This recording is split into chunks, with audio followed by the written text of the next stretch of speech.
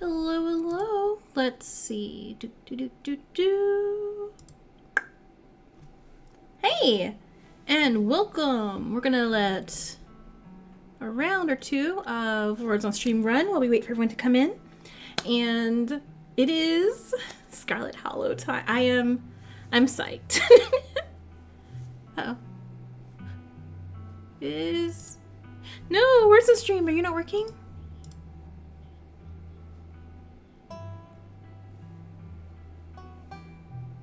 There we go. Okay, I got worried. I got worried for a second. Yeah, so we're gonna play episode 4 today, which is the last released chapter. And all I know is that chapter 5 comes out sometime this year. And since we're in March right now, so speaking, that could be literally any time. But still super excited to see what next happens, because let me try to recap what happened, because I did play 2 other playthroughs of it, not past where we got on stream, but up until the point of where we got on stream, and I got more information about this whole minds and family thing going on. It's just a lot of names. So it took me a little bit to understand, like, what's happening, what's going on, who are all these ghosts. But yeah, I'm saving my Mystic Smart run till after I'm completely done, because I feel those traits would probably help me fill in a lot of blanks that my other traits wouldn't get me. What else did I do? I was on spring break this week, so I picked up a new hobby. Because, I can't not do things. And I learned bookbinding. I made a hardcover book. Isn't that cool? It's not the best. Like, there's like little rip marks and things where I didn't quite fit things right, but it's a book. It's a book. And then this giant monstrosity. I haven't put a cover on it yet, but actually, hold on. This book is dangerous to just open up randomly. But it's like one of my favorite mangas, and it had like, I love this manga, and the artwork's so pretty, but it had like a really ugly 20th anniversary cover. So I hardbook covered it. I'm making a new one. I still have my original of the series. It's Paradise Kiss, by the way. I still have my originals, but I want a fancy one. And then I have one more that I'm working on, but that one I'm doing from scratch, like printing the pages and everything like that. And it's okay. I'm gonna judge a little hard on me. Okay, it's an old Stucky fic that I loved a long time ago, and I was like, man, I really, really want this to be hardcover. And especially with the scare going on right now, with terrible people selling fanfics on Etsy and stuff like that when they're not supposed to, obviously, because it's stealing and super illegal. So like a lot of authors are deleting their work, and I'm like, whoa. Like, I understand, I totally support authors doing whatever they have to do, 100%, but I want to copy my favorite stories. So I'm making them just for myself, obviously. There is one fanfic that I'm currently reading, because the author is currently working on it, and I want to make them a copy and mail it to them, because I'm like a little. It's how I appreciate, like, an appreciation. I'm like, here, I donated to your Ko-fi, and I physically bound your book for you. I'm a gift giver person. Also, I'm sorry. All I saw in here was Le Rat, and I was like, Le Rat. What else do we do? I had videos up. I know, surprising, right? A Date with Death is so fun. And by the way, I don't know if I mentioned it before, but it's free. So if anyone else wants to play it and like do other things differently than I did, it's free. I mean, I bought the DLC because I can, but I don't think that changes anything other than appearance. I think. I actually didn't read too much into it. But yeah, no, the call out saying like, oh man, you definitely like generic white-haired anime guys. And I'm like, what? No. And then they specific said, yeah, like Nagito. And I'm like, okay, fine. You got me there, game. Okay, so that was 5 minutes. Let's go ahead and start Scarlet Hollow. All right. Goodbye to you. Hello to you. And that. And that. Okay. Load. No, don't load that one. Yeah, see? They're all on Wednesday. I swear, I'm not going ahead. I'm refusing to get any spoilers. Hence why all my thumbnails are like of the episode beforehand, and I'll fix that after. But I'm like, I'm not even Googling images for use for thumbnails. Okay, let's go ahead and do this. Continue. Recap? No. Recap is basically, I didn't take Tabitha with me, and we didn't give up our life. And I think we're dating. We're gonna try for Reese. We're trying to date Reese. That's right. You open your eyes. It's a new day. Last night seems so very far away. You could almost pretend the horrors you witnessed in the annex were nothing but a nightmare, chased away by the harsh morning light. But you know that the furious spirit of Charles Shaw Jr. yet lingers, locked behind the doors of the town hall, still tied to the earth by its hatred of you and your bloodline. An involuntary shudder runs down your spine. But your thoughts are interrupted by the buzz of your phone on the nightstand. Hope you made it home okay. Haven't heard from Stella since last night. How about you? Right, okay, she wasn't hurt. I'm like, wait. I didn't get Stella hurt, did I? No. I mean, possession, but whatever. You check your messages. There's nothing from Stella. I'm gonna text her real quick.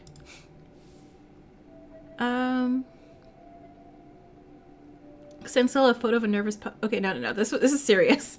I can't meme her. It's a serious moments here. Hey, I'm kind of worried after you ran off last night. Text me as soon as you get the chance. You wait a few silent minutes. Your message sits undelivered.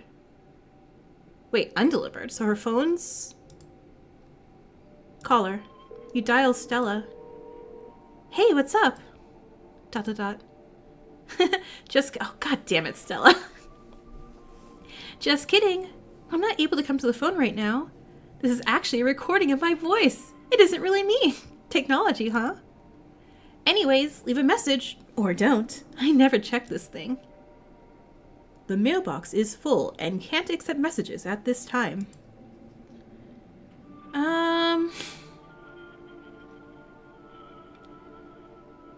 Does Stella disappear like this sometimes? Kinda? But with everything going on, I don't feel comfortable letting her run off on her own. We should look for her, right? Come to town, we should stick together. Looks like you have your morning plans in order. Dustin, hey. Aw, and Dustin, Mom. You opened the drawers. They both have bread now. Human is back. Maybe he changed mind about eating us. Could be the end of Dustin and Dustin, Mom. I would never eat you. I love you. I would never eat you, I swear. Dustin, Mom know better than to trust. When push come to shove, survival more important than friendship. Dustin, Mom spent too much time outside. It's different inside. There are enough bread for everyone here. No need eat friends. Dustin still have childhood innocence. Hope Dustin get to keep that innocence forever. I guess your glass house still has that squatter, huh? Tried to reclaim glass house last night, but asshole squatter too big and strong. Dustin Mom stand no chance. Might have to live in Dustin house forever. Human big and strong too. Probably more big and strong than... Oh, like, let me go beat up. Let me go beat up this raccoon or whatever it is in there. You fight? Give Dustin Mom glass house back? Hold on. Of course I'm gonna accept this request. Anything for you, Dustin? Squatter has sharp things on head. Human be careful, but Dustin Mom would be eternally grateful to human. Dustin too. Alright, I'm gonna get going. Kay!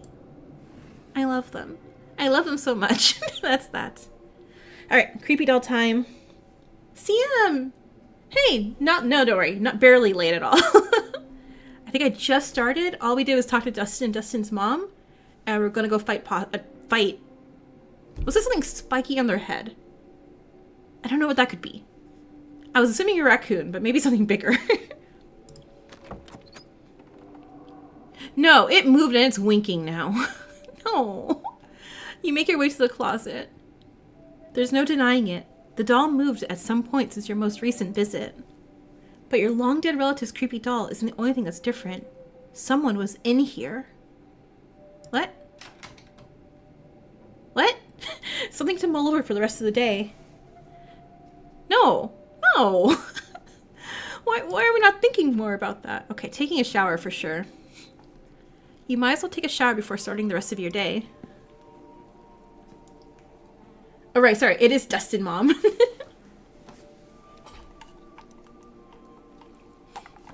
You step into the guest bathroom and into the shower. It feels good to wash away the grime of last night's haunting, but eventually you'll have to leave this place and confront the rest of the day. In the meantime, you think about the door, Oscar and Rosalina. Think about the afterlife. Whoa, no. No existential crisis here. Thinking about Stella, the two girls. Oh, right. They're still buried underneath there. Oop. You know, I have another playthrough, which I'm calling my cursed playthrough, but I don't really know how good my playthrough is on this one either. Scrape the memories, Sybil's warning, Wayne, special. Yeah. We're gonna try to get a Reese romance, so think about someone special. Specifically, you think about Reese. The chronically ill artist living in the... I'm sorry. Reese's mom is an... Okay, hold on. I don't think she likes me in this one, though. Is Reese's mom actually an option? Oh, that'd be awkward.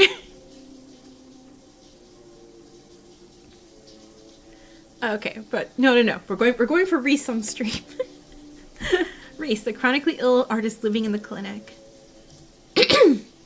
You find something about his brooding and mysterious air of learning. Yes, she is. No, but I already chose my options in my other playthrough. I had to open another playthrough. Oh my god, I want to date Reese's mom so bad. And, you know, definitely not just keep calling her Reese's mom the whole time. You think about Reese, the chronically ill artist living in the clinic. You find something about his brooding and mysterious air of learning. You prefer Reese too? Okay. Well, in my other playthroughs, one is dating Oscar, one is dating Kanika. I think that's it. And then this one is going for Reese. And now I need to start another one where I date Wayne and another one where I date Dr. Kelly. Hopefully you'll get to know him better today. You're done here. You turn off the faucet and dry yourself off. Okay, that's done. It's time to face your cousin, who I didn't bring. That feels bad. I should have brought her. I'm sorry. I thought you'd think I was stupid. But she's not here. It looks like she left a note on the counter. Had to run. The librarian needed a new house, so I'm giving him the keys to the Maxwell place. And the miners decided to stage a strike today of all days, so I won't be around. I know there's no point of asking you not to do anything reckless, but I'm asking anyway. Be back late. Call if you get into trouble, as you always do. You had one with Stella, one with Reese, and one with Wayne. See, I want to do one with Stella too, but I feel like I'd be dating her just for her dog. I'm like, yeah, Stella, you're very sweet and all, but Gretchen. I did take the cousin. I took the cousin on one playthrough where she really likes me, or like BFFs, and she defends me, and she's very nice. And I got like the whole story because I got the I had Avery, I had Rosalina, I had literally everybody come to the place with me. And then I did a cursed playthrough where I gave up my soul at the end, and I hate that. I don't like that one. Time to figure out the rest of your day. Frou-frou! You walk over to the cat. Oh, c'est toi. C'est soit quoi? French words. Oh no. No. If I tell them... If I tell... No. I didn't let Tabitha do it. She's my cousin. I gotta take care of her. I don't want to be mean to her, and I don't really believe in the whole, you know, oh man, our great-great-grandfather was an asshole to you? Like, here, have my life. Like, wait, no, chill. Like, move on, ghost. Sucks. But go bother, you know, my great-great-grandfather or whatever in hell or whatever. Yeah, no, because she absolutely would attack them.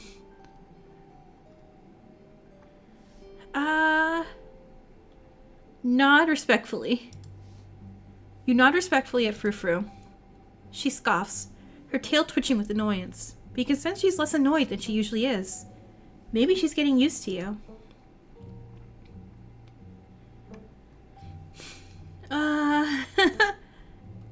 Do you know anything about the stone carvings scattered around town?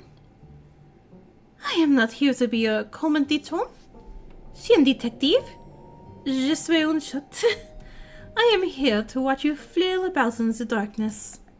I am not here to provide answers to whatever mysteries confound your feeble American mind.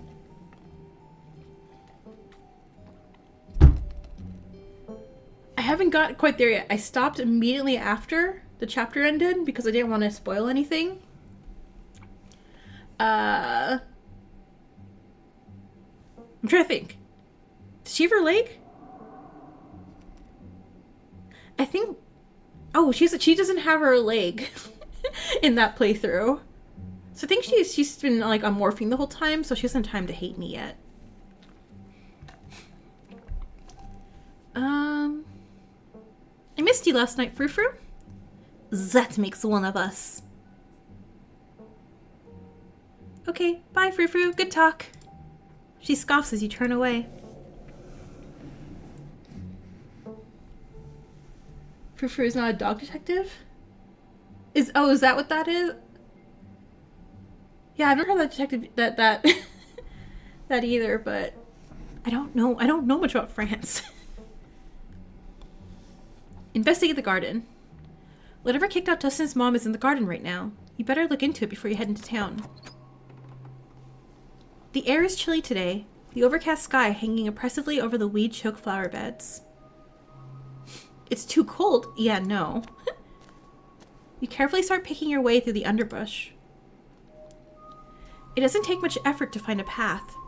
Cuttings of prickly raspberry bushes and tangled vines litter the ground and around the greenhouse. The glass house, one could say. You step towards the door. That was a goat. It's sealed shut by a lock, and you catch a brief glimpse of a horned shadow through the ancient clouded glass. Well, I can just pick the lock. When are people going to learn that a mere lock can't keep you contained? You pop it open with ease. Aw, she's cute! A warm barnyard smell floods your senses as you stare down at the goat within. It stares back up at you from its place on the tiled floor, surrounded by dried herbs.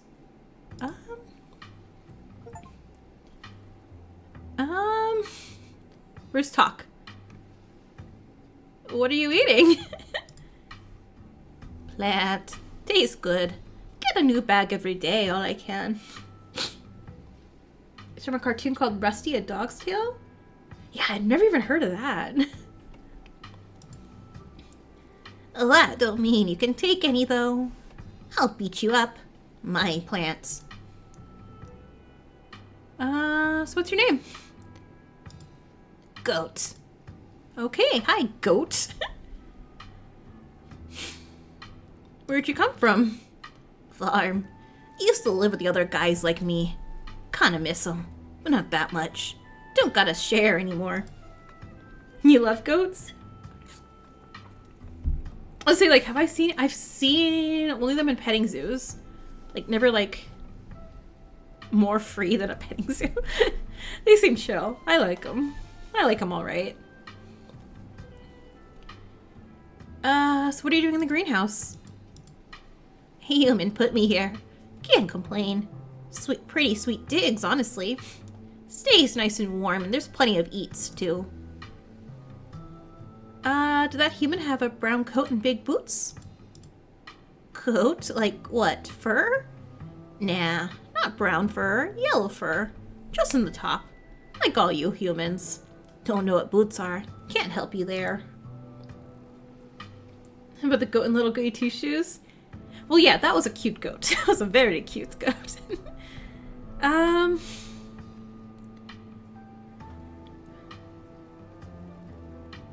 I guess we could untie the goat. You unclip the rope, tying the goat to the greenhouse. Hey, what do you think you're doing? That's my rope. Put it back. Well, you're free. Go on and prance into the wilderness. No one can keep you here any longer. Who said I want to leave? These are some pretty sweet digs. I ain't giving them up for nothing, you hear me? No! Wait! Wait!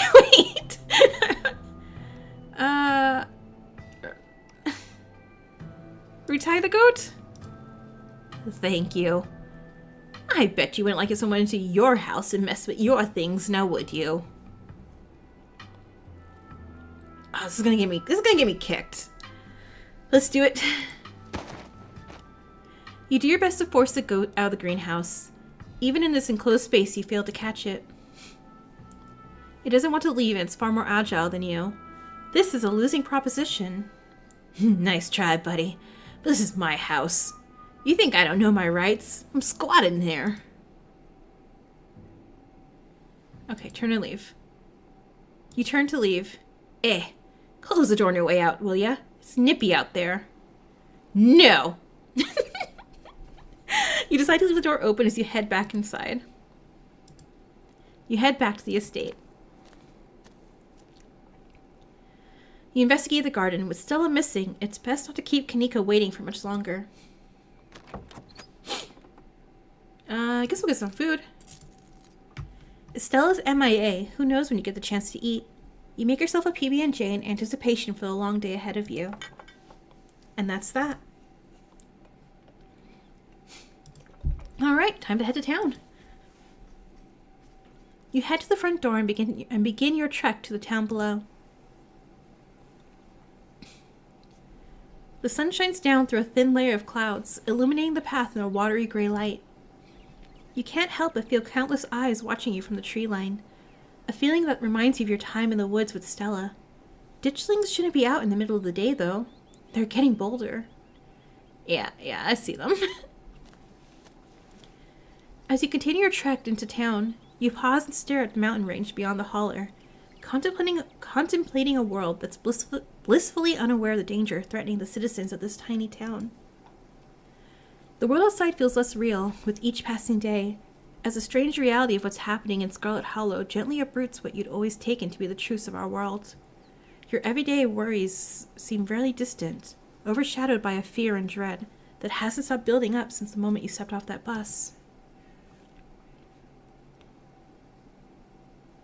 I love Kanika's outfits so much. They're so good. It isn't long until your journey from the estate is over, and you once again find yourself on the main street of Scarlet Hollow. Hey, Dex, you made it. You made it down the hill in one piece. Thank God. I didn't realize there were so many of those ditchlings around. I would have driven up to get you. I can't believe they're outside during the day. It feels wrong. How are you doing?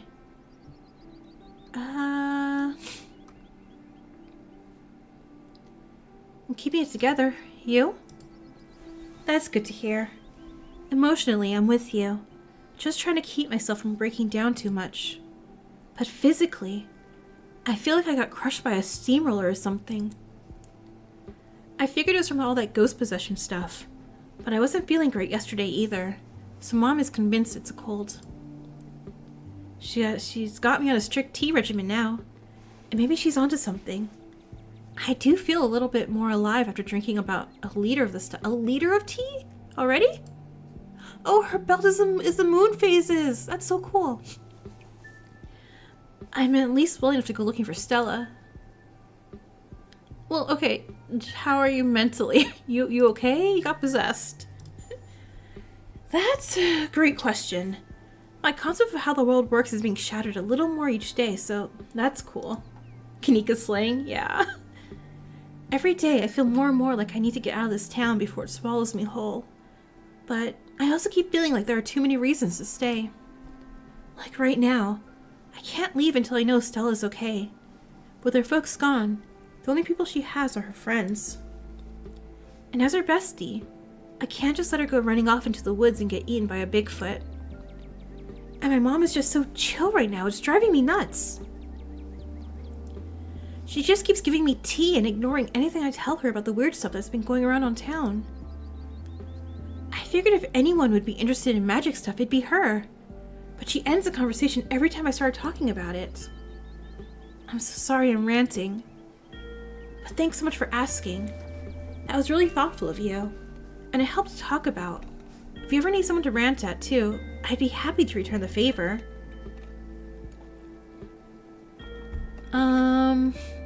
Your mom's a witch, ma'am. I'm supposed to see your mom at some point today. Maybe she'll finally shed some light on things. I'm not sure what she's planning to tell you today, that she couldn't have told all of us last night. Maybe she's gonna try to read your fortune. I should probably stop making fun of the whole New Age mystic vibe. A lot's happened in the past couple days. Still, there'll be plenty of time for tea after we look for Stella.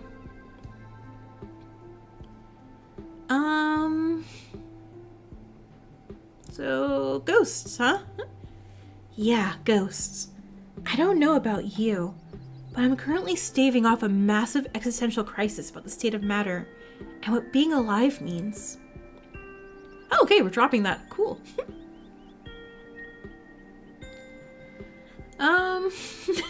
Yeah, we're not gonna be skeptical. We literally saw them get injured. We're not gonna go into heaven and hell. Yeah, I don't like any of these. Ghosts are real and they hate me personally. This information is destroying me. Yeah, same here, buddy. At this point, I'd much rather it turned out to be a town-wide gas leak from the mines. Then I could leave town and return to the normal world where there aren't any creepy ghouls or ghosts prowling around. Still, everyone experienced the same thing.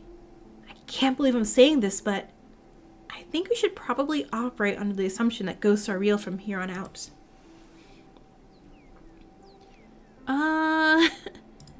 Is the ghost still in the library? I have no idea. I don't think anyone should even try to get a look, especially not you. Who knows what might happen to that thing someone just catches a whiff of scarlet blood. Okay. Any leads on Stella? I haven't had a chance to talk to anyone else yet, so no, none so far. She ran north last night. That doesn't mean she didn't double back.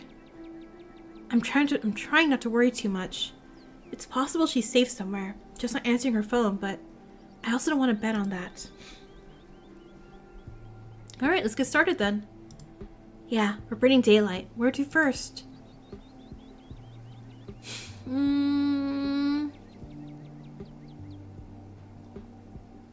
Let's check out Oscar and Rosalina.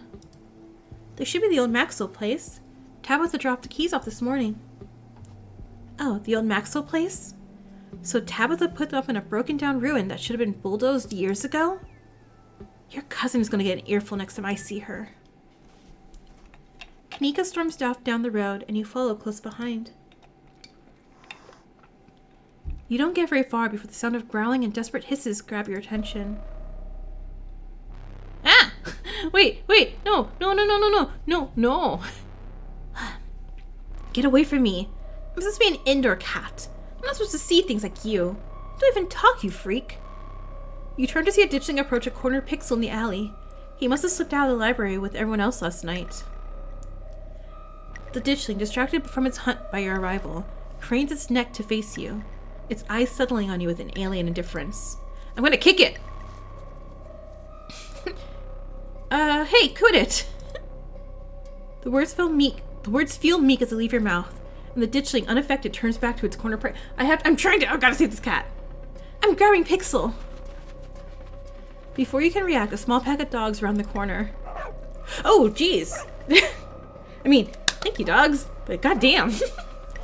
Before you can react, a small pack of dogs around the corner. They pounce on the creature, pulling it from the wall, and then taking turns biting and tearing at it until it's ripped to shreds. We're good dogs. We're the best dogs. I want to pet them all. Their task complete, they saunter towards you. What the? The doggies helped. What are Daisy and Scraps doing out here? Are they leading some sort of ditchling hunting dog gang? I lived! Pixel, you've got to get out. You got out of the library. Oh, you poor cat, come here.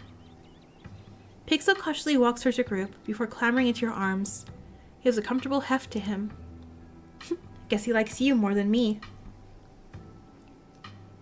We found him last night, terrified and shaking in a bush outside the library. Pfft, I wasn't that scared. I've even been helping out. Little Pixel has been volunteering as a scout. Don't worry. We're always right around the corner. Those creatures only like to strike out when they have numbers, but they're hardly very bright. We made sure the little guy was taken care of till the humans are awake. Do you all know where he's supposed to be? Good duckies! Thank you. I appreciate the compliment. You call me a good dog? Daisy, good dog? Daisy's tail wags excitedly before she regains her composure. Pixel looks like your Luna, but he's black where she's dark gray. Aww. I really wish I wasn't allergic to cats. I want to pet them all, but I can't. Sorry. I just love to hear it.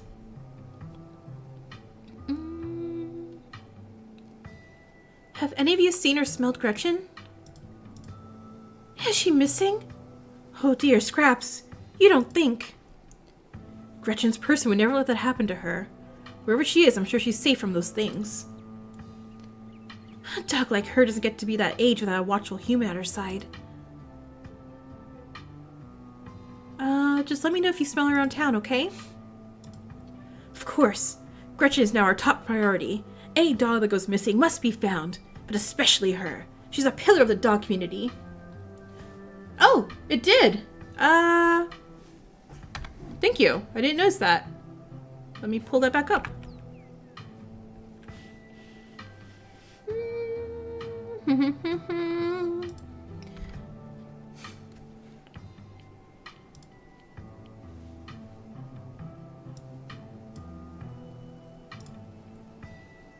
Okay, reset.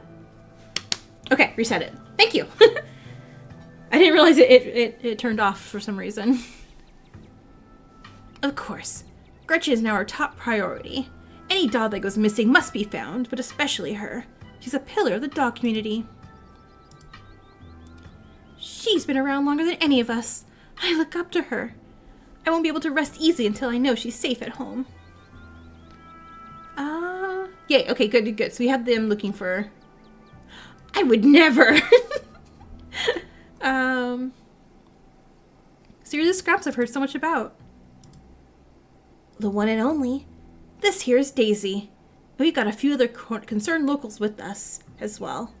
Just making sure the cats and dogs of the Hollow are well cared for, considering recent events. There are more of those things in the woods every day popping out of the innocent bodies of what used to be dogs like us. Okay, so those tumors, that's where the ditchlings kind of like put their eggs in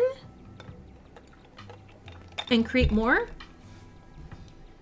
I'm not sure. I'm thinking, oh no, this one. It's this dog here because she has a little Daisy on her collar. And she's very polite. There are more of those things in the woods every day, popping out of innocent bodies of what used to be dogs like us. He's done some fine service, but you best make sure to keep Pixel inside from here on out. I've got a feeling things are only getting worse from here. Like to see you try. I was an indoor cat, but now that I got a taste of the outdoors, I will never be satisfied by the indoor life. But maybe I can wait till those monsters are gone. Alright. We'll make sure he gets back to his family. We appreciate it, human. Word's been going around town that there was one among you who could properly understand us. It'll be good to what is Kanika thinking? It'll be good to have you on our side during these strange times. Odd things are going around here. It's important for all of us living things to watch out for each other. Gretchen really admires you, Scraps. Oh, she flatters me so. I'm nothing special, just another dog. All the more reason to go after her before it's too late. Don't be so modest, Scraps. You're the kind of dog the other dogs listen to. There's more than can be said for that Jimmy. Thinks he's so high and mighty just because he can sit and stay with the best. As if obedience is the best quality in a leader.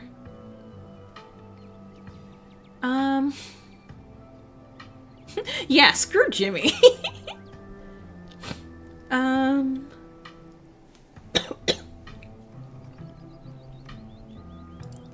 Is there anything we humans can do about the ditchlings? Kanika's just letting in the corner. They ain't that hard to kill when there's a whole lot of us. They die easy enough so long as you don't get caught unawares. That's why we're gathering all the local dogs. A big pack is a safe pack. Jimmy may not be doing anything to help, but it doesn't mean we can't take matters into our own hands. Now, Daisy, no need to start in about the mayor. He has his own priorities. So long as he doesn't get in our way, we don't need to be starting trouble. Alright, Alright, we best be on our way. Same for us. For the first time that we know of, those things are out during the day, which means the pets of Scarlet Hollow need us now more than ever. Wait, do people not like... No, the dog's like the mayor. So the ditchlings like... Can we take this as evidence? Make sure the humans keep an extra careful watch on their furry companions. The band of dogs scamper off. Yeah, darn it. Oh no, our secret's out.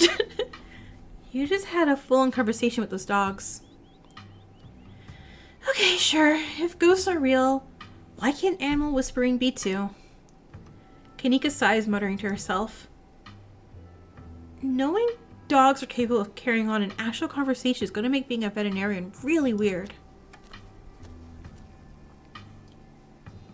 It's so weird you went in touch with a temple.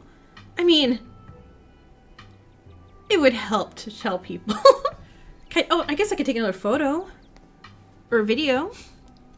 Pixel in tow, you and your companions continue to the old Maxwell place. The old Maxwell place. It was clearly once a mid-century modern home, and undoubtedly quite stylish for the time, but it's been abandoned for unknown decades, and moss and vines choke its exterior, barely concealing cracked walls and dust-clouded glass. Hey, where the heck are you taking me? This ain't my house. Before you can approach, the door opens, and Oscar's head pokes out from the entryway. Hello? Oh, sorry if I startle y'all. The walls here are worn down enough I could hear you coming from a block away. Hey, good morning, Oscar. Oh, thank goodness you found Pixel. Rosalina's been beside herself. Oscar's voice is tired. He's had a long night, and it shows. His graying face seemingly having aged in the hours since you last saw him. Please, come on in. Pixel, he's okay!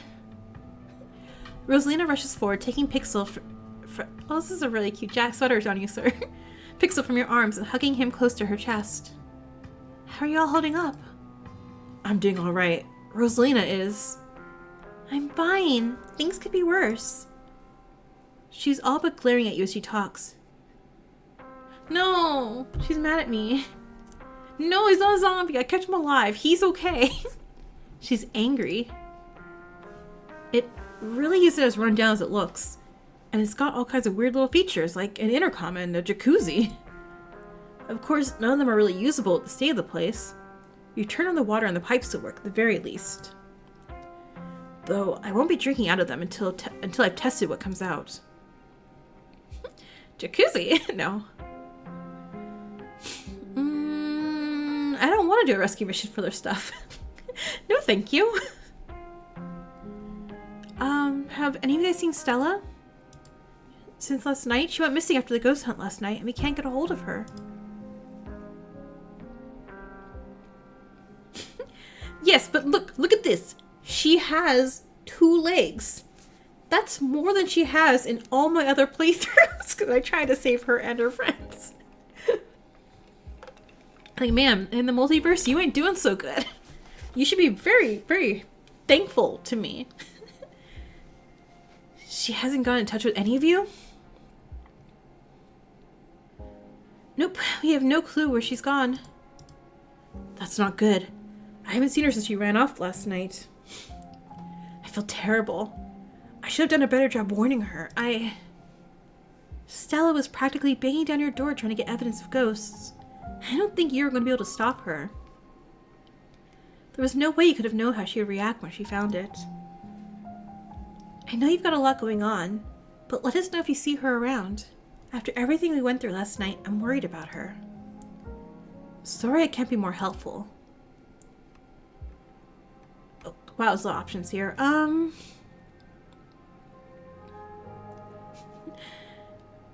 wasn't gonna give it my life, okay? I'm sorry.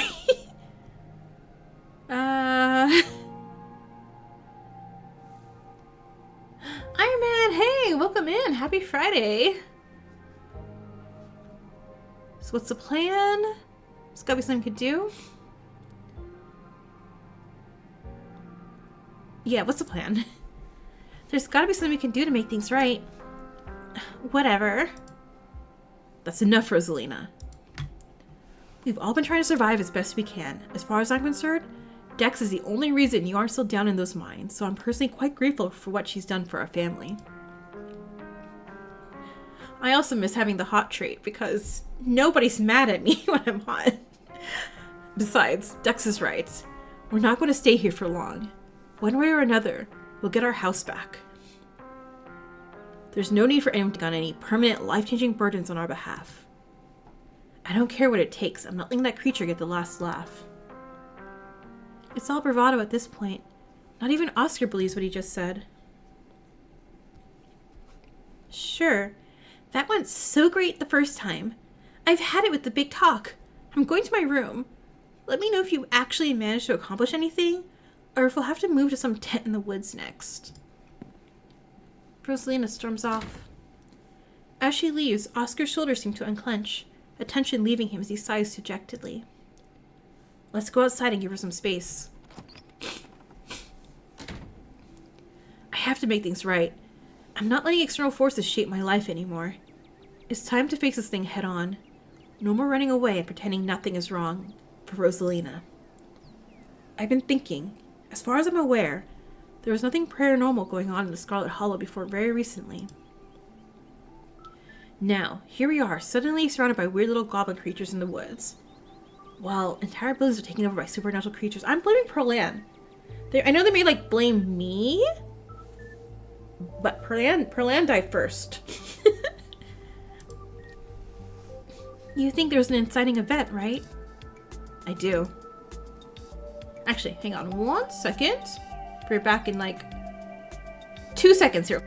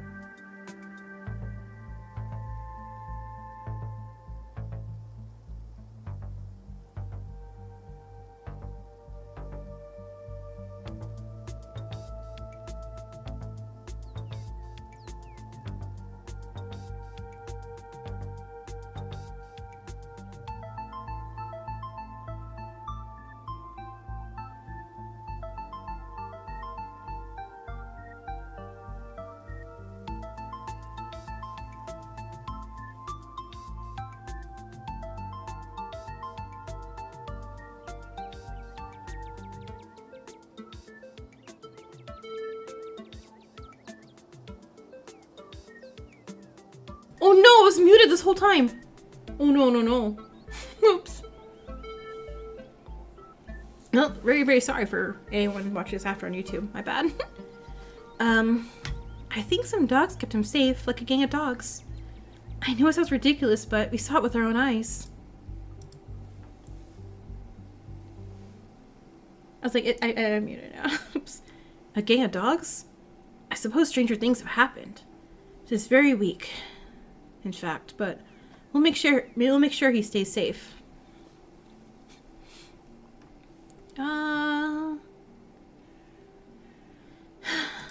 I think there's something in the clinic. There was this door yesterday and I could feel something pulling me towards it. Oh, right. You didn't forget, you just told me. You said there was something that reminded you of the mines. I see. I'll dig up what I can on the clinic. There's a lot of history there. I wouldn't be surprised if there's something haunting this place as well. That place as well. Oh God. You don't think that's why Reese is sick, do you? He's been sick for years, hasn't he? If there's something supernatural causing his illness, it puts a wrench in our recency theory. It does, but maybe there's more to it than that. Maybe things being clustered so tightly together is just a coincidence. Maybe Scarlet Hollow has been weird for a long time, but we're all just starting to notice. It took me back-to-back encounters with the paranormal on consecutive nights to even consider that we might be dealing with something supernatural. I'm sure Reese will be fine. No.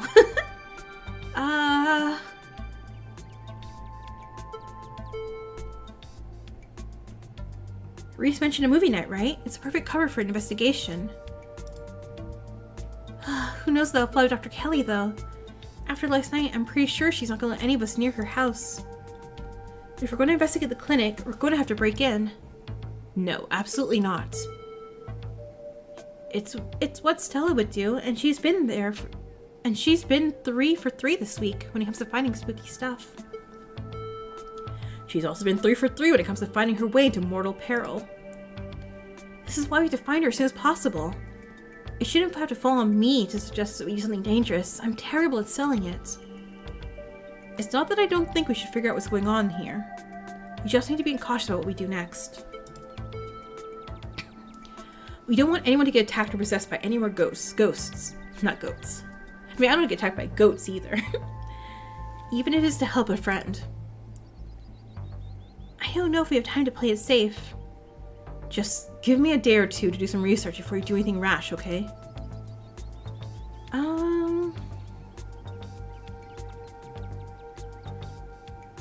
Okay. It sounds like you've got something to work on now. We should go back to looking for Stella. I do, thanks to the lead decks. Let us know what you find. I will. We're going to get the library back, and we're going to figure out how to fix whatever's wrong with this town. Alright, so that's Oscar. Any other ideas?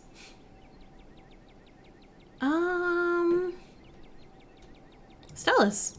Let's go to Stella's house. You're right. We've been running around town getting all riled up. Meanwhile, she's probably just sleeping in or something. She's probably not. I would have checked out before we met, but... Yeah, I think I'm gonna get attacked by a goat. That goat does not like me. I was honestly kind of nervous that I might run into some other horror from beyond the veil if I went exploring on my own.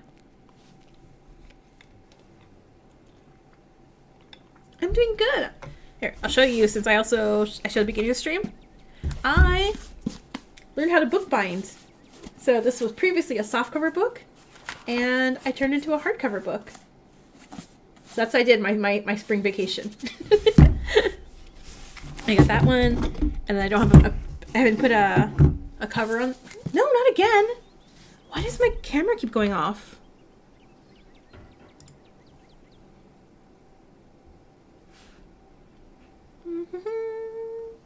There we go.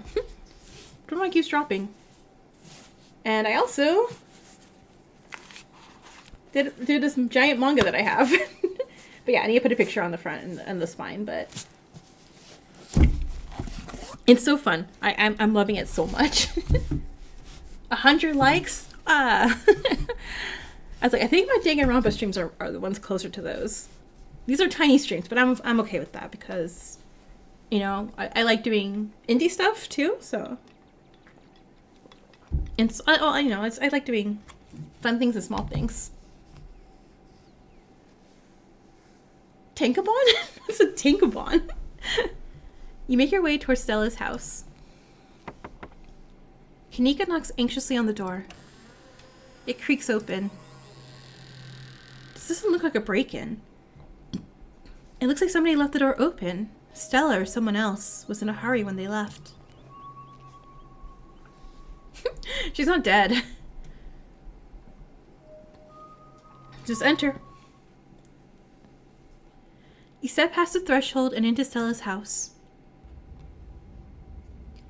Whatever happened to Stella, it doesn't look like it happened here.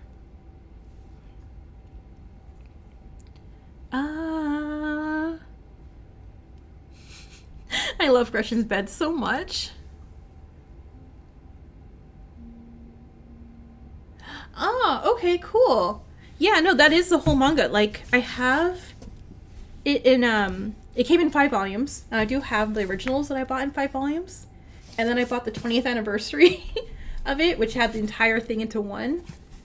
But the cover was kind of ugly. So, like, I mean, it was still nice, but it wasn't, like, nice. So I want to make it sing better.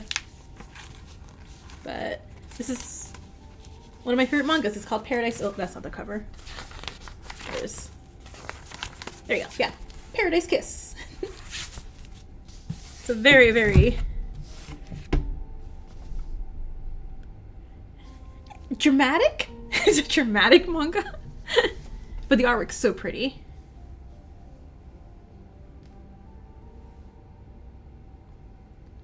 Might be Tankobon in English since you Romanize Japanese differently. Oh, I just never knew there was a term for the mangas that's all in one. Oh, there's a new word. Thank you. Okay, nothing unusual so far. This is a perfectly normal living room. No blood or viscera. Not even a tipped over lamp. That's good. Kitchen? Oh my god, her sponge holder is so cute. And there's a portrait of Gretchen. Stella's kitchen is slightly messy. A couple cabinets are hanging open, and a loaf of bread sits on the counter by a used butter knife. Is Stella's kitchen normally this messy? You know Paradise Kiss too? Nice.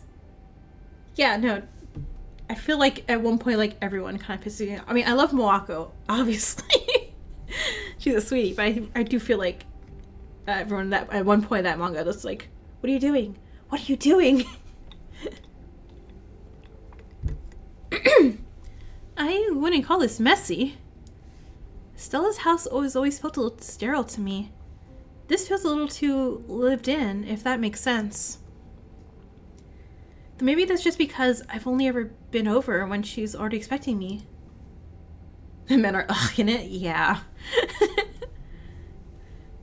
But again, the artwork's still cool, and the fashion is really, really pretty. Hold on. I'm gonna show you. Darn it, where is this? When I was reading for the first time. Okay, the image is not gonna show up very well, but I made one of the dresses. Oh no, it's too bright. It's too red.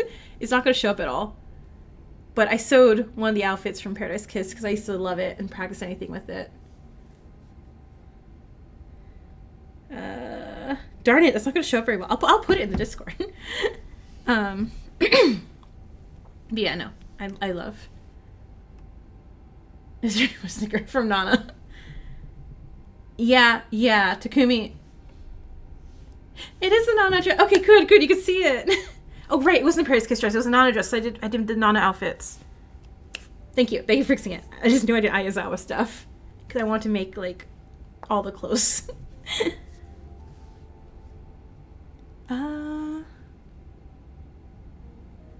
It was so fun to make too. It's from Sexy Dynamite London. Cool. Alright, investigate Stella's room. Oh dear. Does she have a Gretchen plushie? Stella, it's adorable. She's not here. Though it's a little untidy. It's the usual sort of untidiness that accumulates so someone doesn't often have guests in their bedroom. There aren't any signs of violence. I'd better not hear a single comment about this room being messy. It's messy.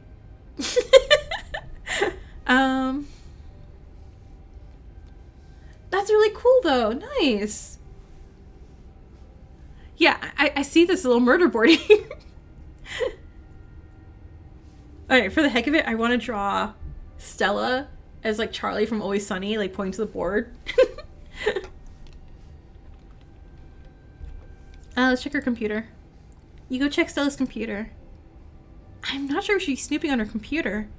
Isn't that an invasion of privacy? Stella didn't want to snoop. She shouldn't have gone missing. I don't make the rules. Okay, look.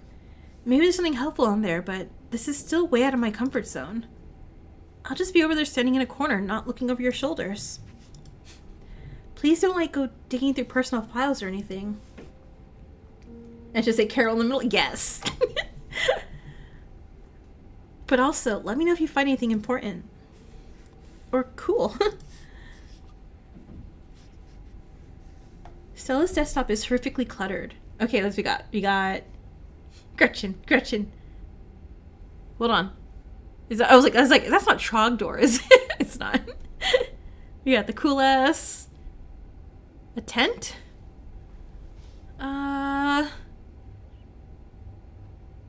Who's this? Who's this person here? There are simply too many files and folders to fit on her monitor, and they overlap each other in a chaotic, multi-layered display. I don't know what I expected to see here, but it definitely wasn't this. How does she ever get anything done? Street smart! You scan through folders and file names on Stella's desktop, looking for something, anything, that seems like it might be interesting. One folder catches your eye. Boring tax stuff. You're no fool. You've seen this folder before. You have this folder in your own computer. Boring tax stuff never contains boring tax stuff. For that matter, it never contains anything related to taxes, and its contents are never boring. Yeah, my tax folder is literally called Ah. Just so it's, you know, A and I remember it. Open the folder. Aww. You open the folder. You're surprised to find it contains a carefully mapped out diagram of the Scarlet Hollow mines, including holes and fences in areas with low visibility. There's also a handful of old photos of Stella and Tabitha together as teenagers. Tabitha wears an uncharacteristic grin, an authentic joyful smile. This is so cute, I want this photo. And Stella's eyes are somehow brighter and less tired. Both of them seem to be living a happier time. I know, it's adorable. Check her open tabs. Oh my god, Stella, how many tabs do you have? It would take you all day to count the number of open tabs in Stella's browser. So numerous are her tabs that you can't see a single icon. A sea of rounded, featureless triangles from Windows edge to the Windows edge. Jeez. Her most recently opened tab is a post on Uncle Carl's Bigfoot Farm, a forum for cryptozoology enthusiasts. The post in question is titled "Something Big is Happening in Scarlet Hollow." Hey everyone, I was out chasing a skunk ape sighting the other day, and I found these weird little guys. My friend's mom says there's something called ditchlings, but I've never heard of them before. Anyone have any good leads? Camera isn't shaky enough. This is totally staged. Clean footage of some sort of cryptid nobody has heard of except for your friend's mom? The only thing I'm seeing when I Google ditchlings is some city in England. Thought you were legit. Guys, since when did high-quality footage count as anything other than actual evidence? Those things are actually terrifying. Since every low-budget horror movie started doing guerrilla marketing, I smell an ARG. ARG? I'm serious, I got a ton of extra footage. I'm serious, I have a ton of extra footage. Look at what they've been doing to the animals in town. They're apparently some sort of bad omen, like Mothman. Okay, I'm listening. I love a Mothman. I believe you. Lucky, you're falling right into her lap. I don't trust YouTubers. They're entertainers, not scientists. The threat continues into the next day. Hey, okay, 1, this isn't an ARG, and I would never. And 2, you're not going to believe this, but we went into the abandoned mine last night to investigate things, and I'm pretty sure we found some Tommyknockers. Listen to this knocking we managed to catch on tape. They're really not going to believe her now, though. There's a link to an audio file titled tommyknockersreal.wav. Just because you put the word real in your file name doesn't mean they're real. 2 supernatural events on back-to-back nights? This is so fake. I can't believe I bought into that River Runner hype. You're so full of it. YouTubers are always going to sell out to big indie horror. This is Kidnapped by Aliens all over again. Also, lol, doughy white things and now loud popping noises? This is definitely an ARG. Did you sell to Pillsbury? Pillsbury? Hey, stop cyberbullying her. I'm going to call the mods. Locking this thread and giving everyone a 7-day ban. No cyberbullying and no self-promo. The thread ends. Search history? You check Stella's search history. She hasn't visited any websites since Tuesday night. If she came home after last night's incident, she didn't touch her browser. Her search history is entirely work-related. A furious series of queries for various monsters and cryptids that might fit the profile of ditchlings. That's that. Okay. Think I've seen enough? Oh, thank God.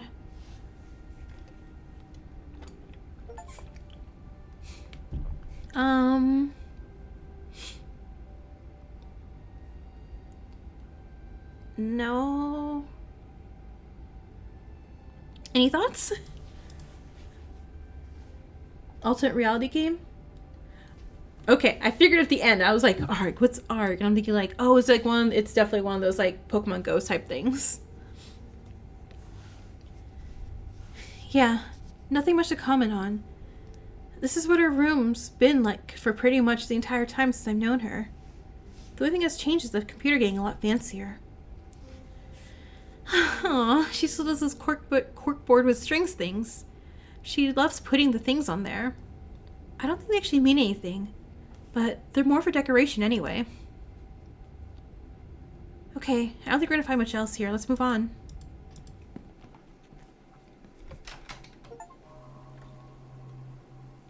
Okay, so she's not here. We still have no idea where she is. I thought I was overreacting this morning. I thought she would have just been sleeping in or something. I can't believe she's actually missing. Where to next? I'm not going to the cops. If we go to the mines, we have to deal with the strike, and that feels bad. Let's go to the diner. Let's call Avery. I know. I feel like that's the mystery of this chapter now, is find Stella and hope she doesn't get, God, we have to keep Stella alive.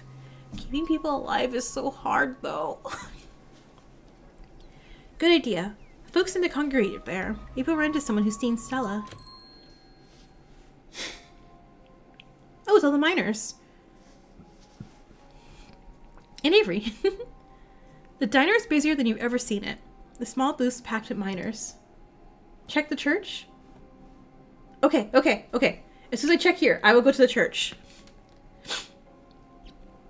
Hey, I hope you weren't planning on spending any quality time in the diner today. Looks like we're hosting a meeting for the foreseeable future. What's going on? There's a strike up in the mines. They've made the diner their base of operations. Huh, good for them. It's about time something like this happened.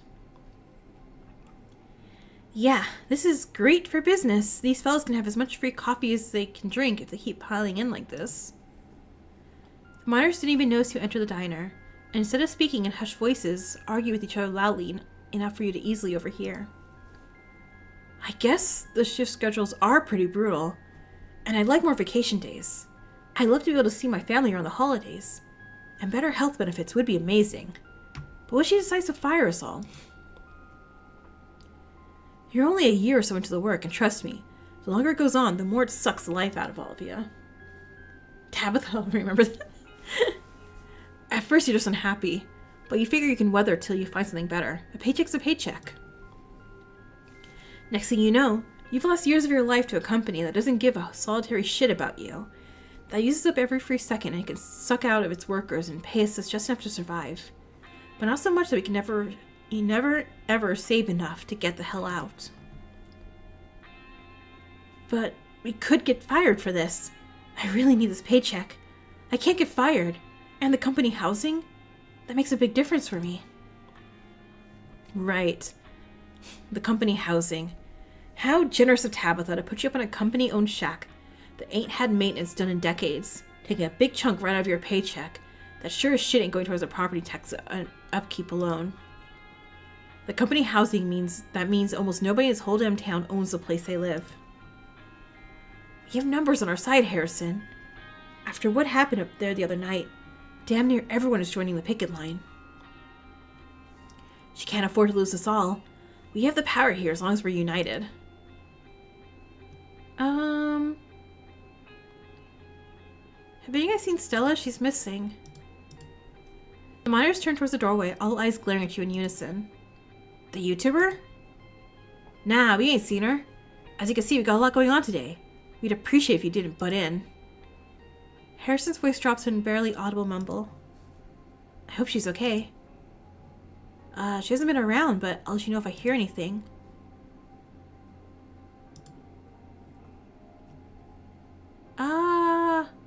Oh man. What do I do here? What do you want to do, Harrison? I don't know. This ain't your business, and those sort of questions are exactly what someone trying to break a strike would be asking. Come on now.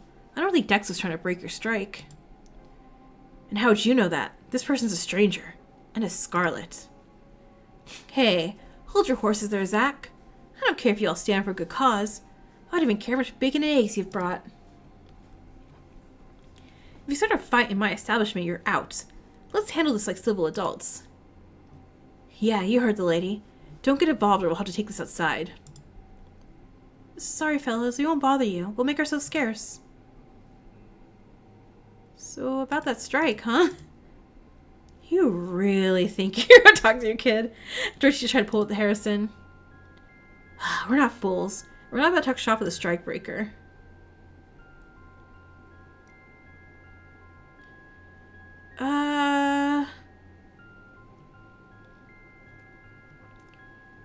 I don't actually have a horse in this race. I didn't even know Scarlet Hollow existed until a few days ago. Great, then don't weigh in. And don't meddle with our lives. So anyway, hey Avery. You angling at something? Come on now, Zax. This is a free establishment. Let's step outside. I can use some fresh air. So Tabitha isn't angry? I'm this one I think I'm doing like okay-ish with Tabitha. Avery pauses for a second. It's the kind of pause that says, I know exactly what I want to say, but I don't know how to make the words leave my mouth. Finally, they speak. I've been seeing these little blob guys everywhere. You'll know about them, right? Should I be concerned? Yeah, they're called ditchlings. My mom says they're an omen for a coming disaster, which I don't exactly buy, but they've been killing local animals. Did you say you don't exactly buy it? Is the town Scully saying she believes in something supernatural? Yeah, Avery looks so cool.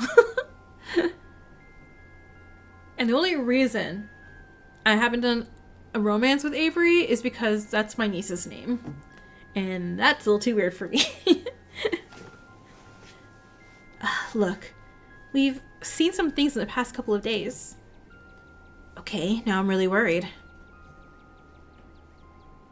I think they're kind of neat. You might get some eggs laid in your skin. Oh, is that all they do? That's fine. They can nest in me if they want. It's cool. I kind of thought they'd be eating people or something. Kanika Scully to Stella's Molder. Are you serious? Being used as a walking nursery sounds so much worse than just being eaten. Look, they need a warm place to pupate, and I have skin to spare. Who am I to deny them? You're kidding, right? That's so gross. It's not a feeling like something wiggling under your skin, stealing your nutrients until it eventually erupts out of you? Kanika shudders. Sounds like the miracle of life to me. You're yanking us around, right? Maybe. Avery is not... Avery. Okay. Judgment time. Anyways, I shouldn't get too off topic. You want to chat? Do you have an idea where Stella might have went? Nah, not at all. But I'll let you know if I hear something. Last night was an ordeal for all of us. I think she was especially shaken up. She just ran off without saying anything. We're pretty worried. What do you make of all this stuff going down with the miners? The strike? I'm all for it. Zax has been rallying folks up all morning, though it doesn't take much. Seems like most of the workers have been unhappy for a long time. And those poor kids getting trapped in the collapse really sealed the deal. Are you really? Really? I don't know how Tabitha expected anyone to get back to work with something like that going on.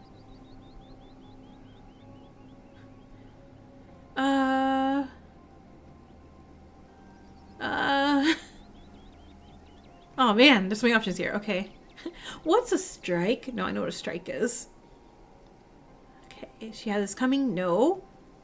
If I can convince her to hear folks out. Well, she can't actually meet the demands.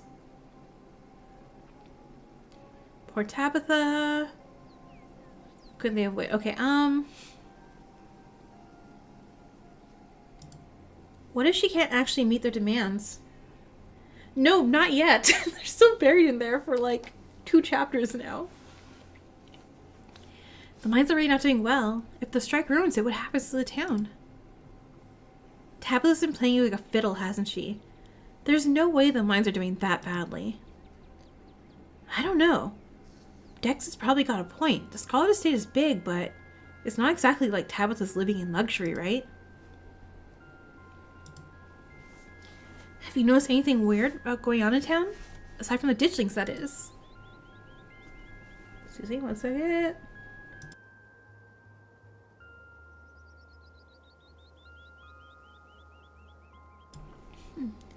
Avery pauses, thinking for a moment.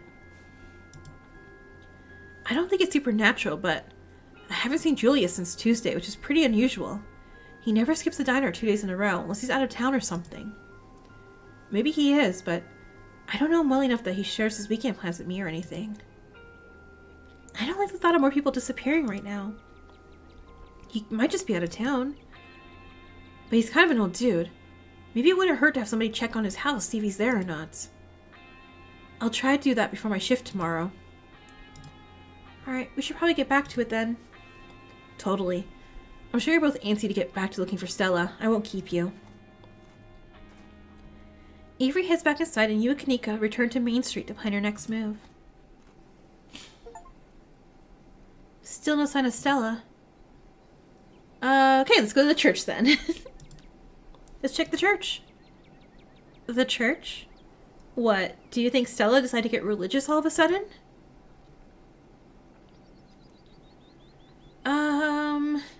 I want to suck up on holy water and crosses.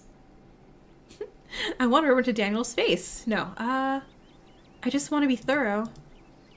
Let's just make it quick. I don't want him to try and rope me into some church event. Kanika leads the way, taking you up to the gradual slope towards the church.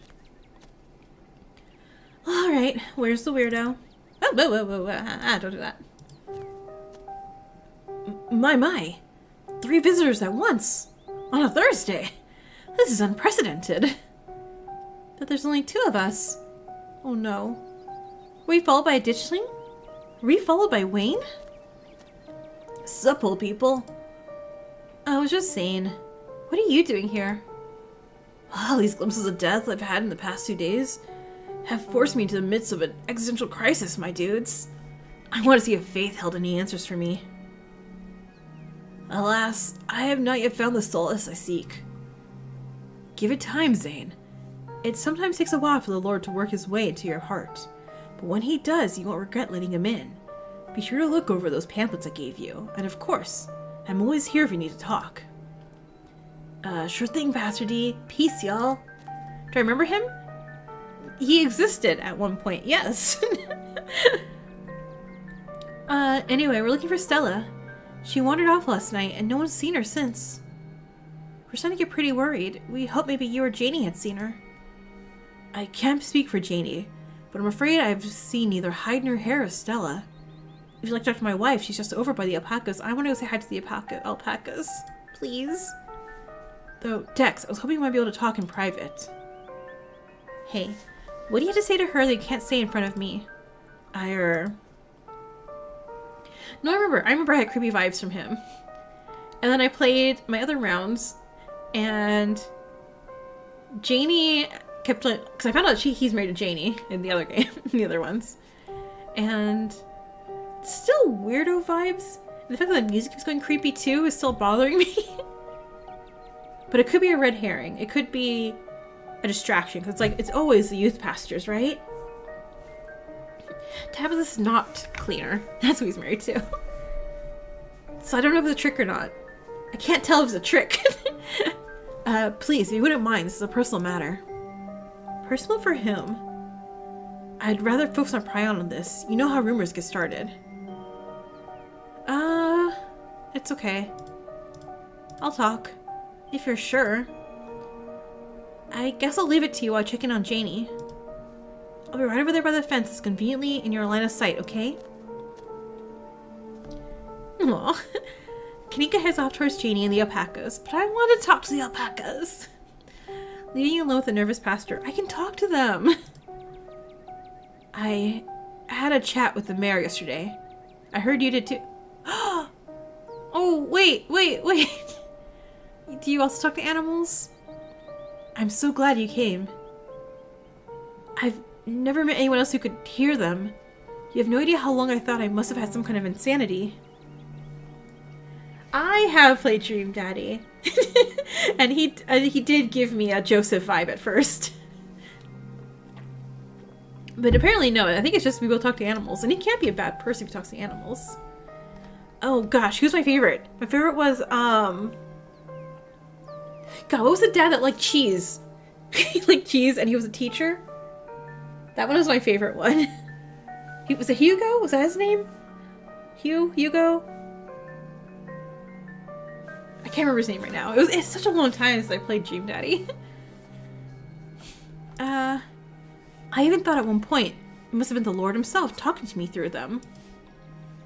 But they never had anything very insightful to say, so I was disavowed of that pretty early on. Whoa.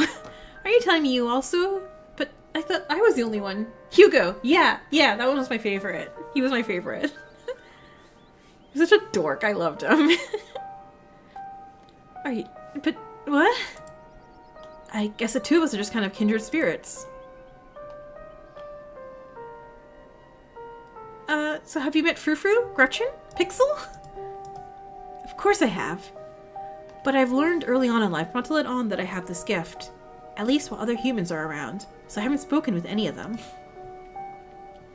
Though I get the feeling Frou-Frou wouldn't talk to me even if she knew I could understand her.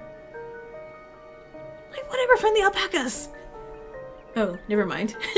I try to befriend the alpacas when no one else is around. Emphasis on tried. They're surprisingly cliquey. Besides that, I try to maintain a low profile, only chatting with the wildlife when I'm sure no one is looking. Is this why people think you're creepy because you have the gift? People think I'm creepy? But it's alright. People say all kinds of things. I just have to be patient and persistent. And I know eventually they'll understand that I can be a comforting presence in their lives. Not a creepy one. Maybe if I grew a thicker beard, people would trust me more. Or maybe I should get a cool jacket. Yeah, beard and a flannel jacket, I think you would look less creepy to people. But only if you want to. You should actually, no, don't change. Don't change if you don't want to.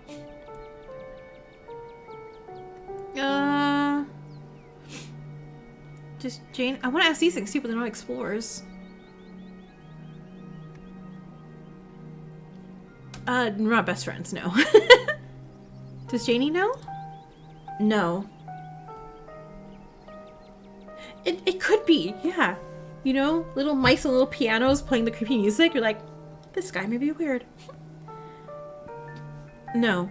I don't believe there should be secrets between man and wife, so I'll have to tell her one day, but there hasn't been a good time yet.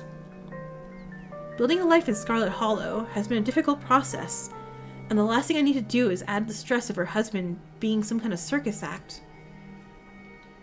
Tulip, on the other hand, I'm starting to have my suspicions that she might share this gift. There have been some particularly nasty rats in the church lately, and she said some things that led me to believe that she might be able to understand them. Oh, right, his kid! I was like, who the heck is Tulip? He's interrupted by the sounds of a snapping twig and a high-pitched giggle, partly muffled by the underbrush at the edge of the property. Tulip, come out of there. You know you're not supposed to play in the woods. Tulip glances back into the woods, quiet as she hesitates. Tulip, are you going to be good? Or are we going to skip story time again? I'll be good. You don't have to skip story time. I won't go into the woods, I promise. I know you won't, Tulip, because you know it's too dangerous for little girls in there. Why don't you go help Mama with the alpacas? It's just about time they got fed, and you can give them some hay. Aww. Tulip smiles broadly, seemingly excited by the prospect, and hurries off. What a fetal alpacas. Sorry, I had to have a firm parenting moment just then. She's been trying to run off into the woods lately. It's really dangerous, even for adults.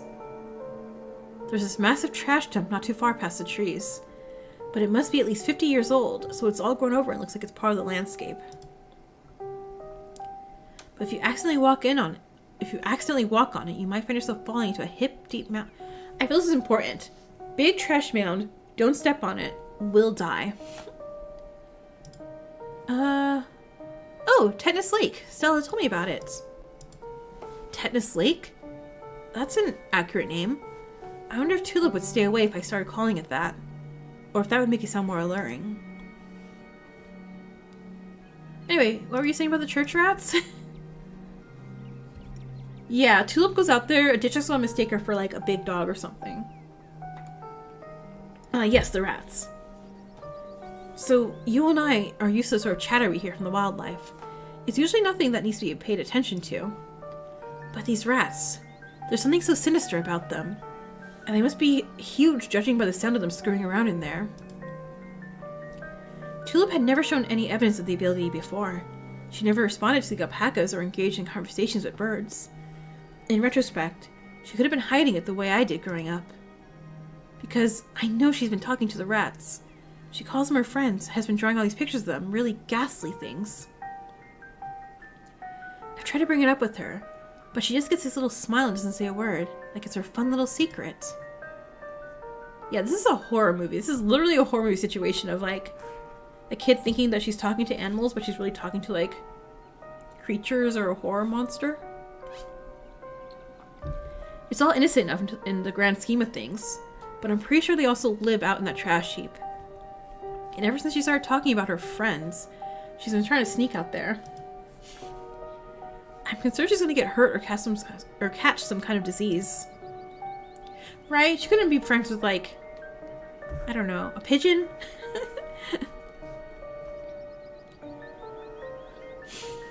Are you sure there are rats? I think so. Right? The pastor sits uncomfortably for a moment. I hope so. Alright. What have they been saying? They like to try to goad me into crying or becoming depressed. Oh, okay. They watch me through unseen holes and make fun of me and try to figure out how to press my buttons. It's annoying, but easy enough to block out, especially when I'm praying. I don't think they're a good influence on Tulip, though. She's gotten quiet and secretive ever since we started talking to them. I hate to think what they say to her when I'm not around to hear. Have you actually ever seen any of them? No, but I don't need to. I lived in a dorm that had rats once. You never see them, but the church has all the signs of an infestation. There's no mistaking the sound of little creatures stampeding through the walls. I left out some humane traps, but they're too smart for them. All I've done is waste peanut butter. And I caught a possum in one thing. Poor thing. Possums are never very bright, but at least he got a nice big scoop of peanut butter out of this ordeal. I'm like, wait, was that like Dustin Dad or something? I'm gonna try talking to one of them. Is there anything I can do to help? Maybe I could try talking to them. That would be lovely. I certainly appreciate a helping hand here. I don't want to be too much of a bother, but you should probably be looking for your friend first. That too. But I'll be around. Out of the corner of your eye, you see Kanika walking back to the two of you.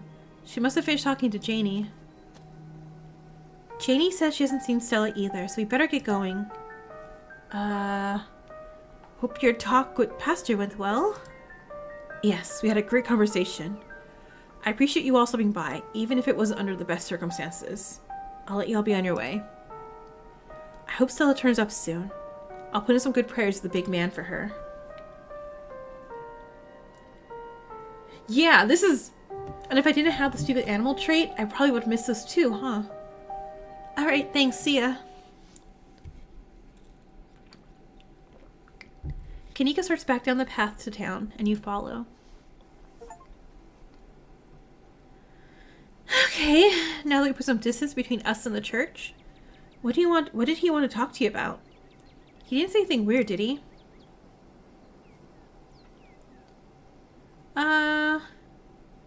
Tulips apparently made some weird imaginary friends. We might want to check in on that later. Kids make up imaginary friends all the time. Yeah, Pastor Daniel says there's a rat infestation in the church and that the rats are her friends. I don't know, seems kind of weird. That's so cool. That's what I love so much about this game is I gotta keep replaying it with all the different traits. Okay. As much as I hate going back there, I guess that's a loose lead. If we don't have anything else to investigate once we found Stella and... Kanika pauses. Once we checked out the clinic, then maybe we can look at the church. Let's not get too distracted until we find Stella, though. Where to next? Let's go to the mines. I guess there's a decent chance Stella would want to find your cousin. I can't say I get it, but it's definitely something she would do. Come on, I'll drive us.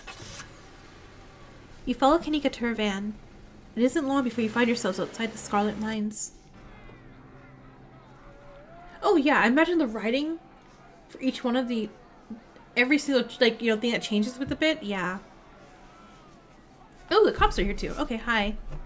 Scarlet, more like toilet? Good job, sir. Good job. Very, very clever. Better hours now or none at all. I am unhappy with the treatment I am receiving as a worker in the toilet mines. Okay. A wall of bodies, picket signs, and megaphones are in hand. Forms a human barricade around the entrance to the Scarlet Mines. I hope it's not too weird to talk to them while they're in the middle of all of this. Well, if it isn't the boss's cousin. You might have had us fooled the other day, but word gets around fast. Hail and well met, fellow countrymen. No. Any words on the kids stuck in the mine? We've heard voices. We know they're alive. Now we just have to get them out. Oh, they're alive? That's amazing. They must be so scared down there. Yeah, we got a team working at shifts to reach them as fast as we can. We may be striking, but that doesn't mean we're not making the boss any money. But that just means we're not making the boss any money. Not that we won't do everything we can for the kids who need us. Okay, have any of you seen Stella? She's missing. The YouTuber? She's the one on all the banned from property posters, right? We haven't seen her. We've been out here all day, so we know she came by. Gee, this isn't looking good. What if they're not their voices? What? We'll make sure to keep an eye out. Can't say we'll be much help, though. We'll just be standing around here for the foreseeable future.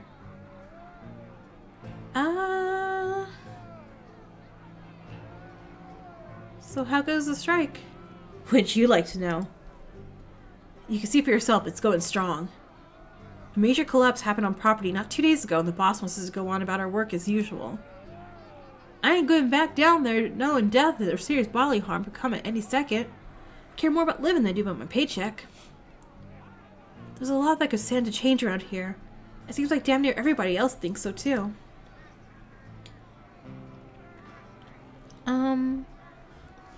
Hey. Yeah, let me get your grievances and we could say... Oh, the kid, whether or not the kids' voices. Oh, that'd be creepy. What are the grievances? We'd like competitive pay. 8-hour shifts. Tabitha! Are they working 12? Tabitha! 8-hour shifts at 12 or more. Improvements to the sick day and vacation policies. That sounds reasonable, Tabitha. Add a thorough safety inspection before anyone step foot underground again. That collapse is way too close to the active mine for me to feel safe down there, until I know for sure I won't wind up buried under 2 tons of rock. This place is supported by the labor of folks who are too desperate for work to care about the conditions they work under. It runs them ragged, then spits them out when they're too broken to keep going. I've seen it time and time again. We're going to change things. There's no reason we should be treated like we're a disposable workforce. If we're the ones making our money, we should be making money too, not just scraping by. Jesus, Tabitha. Oh, that's it? Look, I just need to talk to my cousin. I'll be happy to pass along your demands. I'm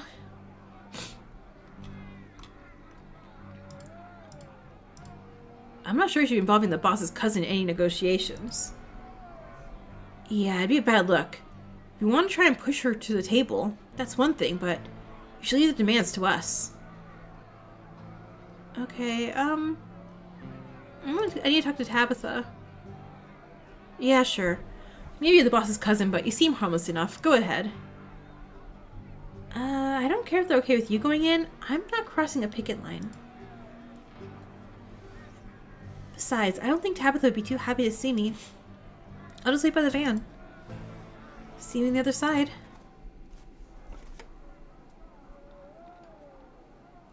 It's quiet today. Empty beyond the ruckus of the front gate. The trailer that serves as Tabitha's office looms above you on the hill. Yeah, no, I'm just gonna... You walk up to Tabitha's trailer and knock on the door. You wait for a moment. No response. Yeah, I'll be polite. You knock again. Oh, for the love of... The door swings open. Oh, it's you. Should I go? Yeah, and try to get yourself noticed. Sounds like Tabitha found a rat. Yeah, not saying that. Hey, do you have a moment? It's important. I can make some time. Should I? I already said you can leave, Rodriguez. We'll talk more later. The door clicks closed as Rodriguez leaves Tabitha's office. Yeah, imagine if Stella was the one, you know, with the strike and the negotiations and stuff. That'd be funny. Tabitha heaves a heavy sigh. Banned.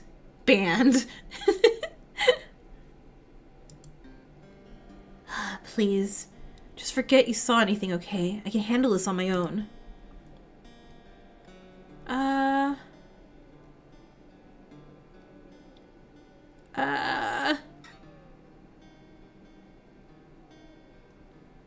You know I can help you out here, right? I already helped pressure some miners not to join the strike at the diner.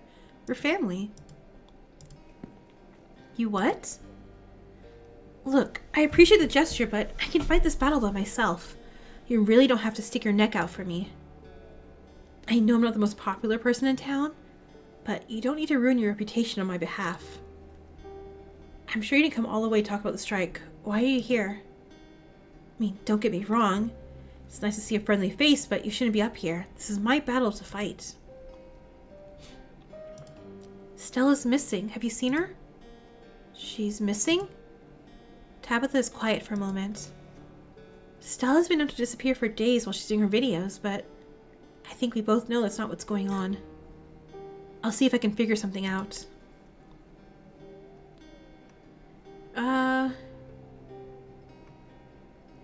you think they're going to be able to get those kids out alive?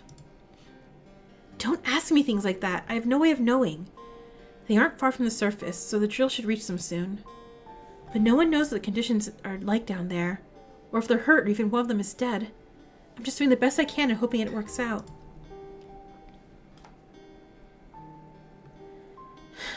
Do you have time to hang out later? I miss you. You do? You're not joking? There's so much on my plate right now. But I'll see you tonight. Maybe we could have some ice cream or something if you want to spend time together. I mean... Look, my cousin likes me. Be right back, okay? I better get back to work. Stay safe out there, Dex. Call me if you're into trouble, but please don't go looking for any today, okay? Leave the office, closing the door behind you. You find Kanika waiting for you outside. You don't look like you found any new leads. It feels like we've done our due diligence here. Come on. I'll drive us back to town and we can figure out our next move from there.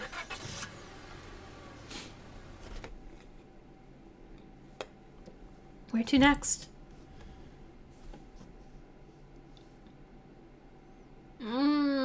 I don't want to go to the cops. But I guess we have to. You should go to the cops, I guess. It's not a terrible idea. I'm sure they won't be much help, but we are dealing with a missing person and that cop stuff. Hopefully they don't give you a hard time. They've really been on your ass. I don't want to talk to them. No, he's gonna be mad at me. The police station is exactly what you expect from a town the size of Scarlet Hollow. It smells strongly of coffee and faintly of aged furniture and paper, and the general tidiness that speaks of the department that doesn't get much anything else done. But you're also not alone here. You enter to find a worried Beau standing between you and the officer behind the desk. Big Betty wasn't just a pumpkin, Deputy Franklin, sir. She was going to be a prize winner. Raising her was the last thing me and my daddy did together. She's important to our family. The Scarlet Hollow police are spread pretty thin at the moment, young man. Any property disputes will have to wait if there indeed is a dispute to be had. Are you sure it wasn't just some animal that took your vegetable? Sir, you know Mr. Tremaine thinks that land belongs to him. He probably thought Big Betty was his to take. He ain't coming to his door, so for all I know, he might be on his way to the state fair by now with a pumpkin. Ain't there something you can do about it? I guess I'll use my street smarts. Hey, listen, Franklin. We got a missing person on our hands. Stella hasn't been seen since yesterday, and the last anyone saw, she was in a state of distress. Okay, I'm sorry. That wasn't very complete authority of me, but you speak with complete authority in your voice. Franklin's sunglasses are impenetrable, but you can imagine the eyes behind them methodically scanning you like a machine. A missing person. Apologies, Mr. Calloway, but I'm going to have to handle this first. Sorry, Beau. Sorry about getting your dad killed. Deputy Franklin makes his way back to his desk, pulling out a few forms before returning to the front. If one of you could fill these out, please. I'll take care of that. Put the missing for longer. Thank you so much for taking this seriously, Mike. I know Stella has a tendency to go on hiking trips, but this feels different. She can't be in her right mind going back into the woods after what happened to my daddy. I'll be praying for her, and I'll make sure Mama does too. Thanks for taking this seriously. I take everything seriously. Now, is there anything else I can help you with? Can you arrest a ghost? Beau, did you manage to find your dad? Beau's stoic expression breaks, and for a moment you can almost see the tears forming in his eyes, but he blinks them away. Yeah. I found him. No. I gathered what there was to gather. We're giving him a proper funeral, proper burial of the family plot. It's been tough going, trying to dig a hole while the farm is crawling with those hairless things, but needs to get done. Do you think they'll go back to where they came from soon? Mom and me had tried fighting back as best we could, but it seems to have been more every minute. Right? But Bo, you're happier in another playthrough of mine. It's okay. I'm personally doing everything I can to send them packing. I'll do my part to help. I'll kick in as many of those nasty little faces as I can. But I don't know how many I can send scampering off. Seems like there's no end to those critters.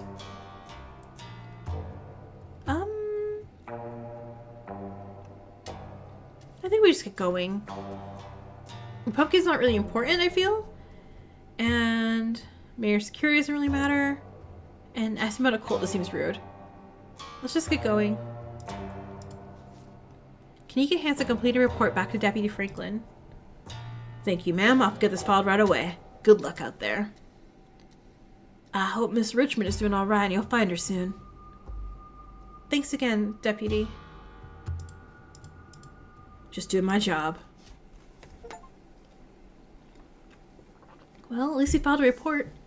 Still, I guess finding Stella is mostly gonna be up to us. Okay, but we've told everybody in town, right? So, where to next? Ugh, I don't want to talk to Sybil. I don't like Sybil. As you consider your next steps, remember your appointment with Sybil. She seemed to be confident last night that Stella would be okay. Maybe she'll be able to help you find her. She could prove to be a valuable asset. She's... Why are my things saying, trust her, and I'm like, I don't wanna trust her. Yeah, let's talk to your mom. I don't wanna.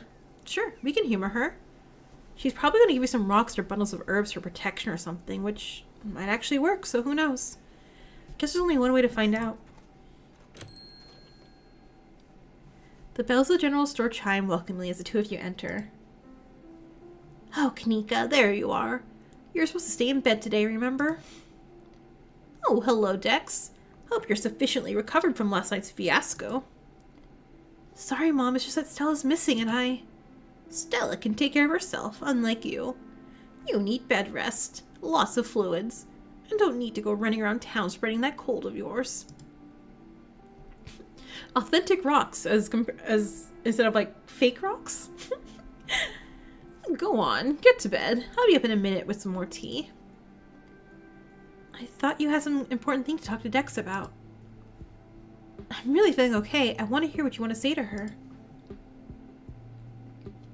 I've heard tea will change my game. I'll just be doing a tea reading. Haven't those always bored you to tears? Okay, you're right. I'm not feeling well. I really should lie down. Bye, Dex. Kanika turns and heads toward the stairs without saying another word. Good thing Kanika has her mom looking out for her. She seems so tired today, and you'll probably be able to tell Stella without her. Shall we? Sybil motions towards the tea room. If I have to. Like, my chat's been telling me, don't trust you. You're giving off don't trust me vibes. Like, ma'am, you're scaring me. Please have a seat. I'll bring you a fresh cup. You take a seat at the small table at the edge of the room. It's dark here. Only a sliver of sunlight able to filter through the heavy curtains, supplemented by the bright grow lights over the plant in the corner. Sybil joins you on the table and places a cup in front of you. It smells light and citrusy, with an undercurrent of decaying earth. It's the same tea you sampled with Avery at the diner on Tuesday. Well, this is a special blend. It should help clarify some of the visions you've been getting. Rachel gets the tea. I'll be able to do a reading once you're done. Until then, how about we just chat? No.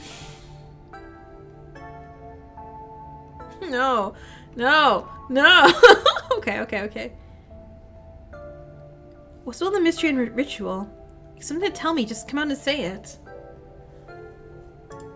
I'll need your tea leaves first. I have pieces of the puzzle, but the tea leaves should help to give me a full picture. No. The other day you promised to tell me, was it? Unsavory tales of my mom's youth?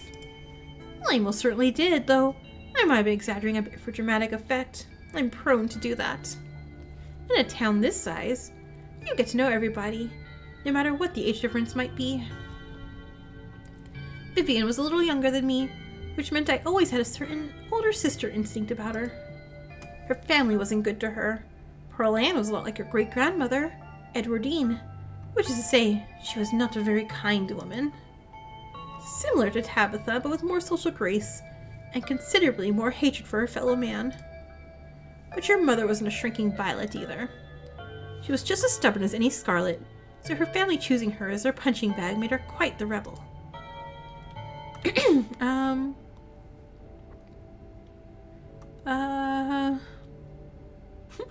Do the men in my family even exist? What happened when my mom found out she was pregnant? Yep, I remember that. She came to me for advice. She was distraught. It was like she'd been handed a death sentence. Maybe it was fear from what had happened to her own mother. Maybe it was something else. But she seemed convinced she was in danger.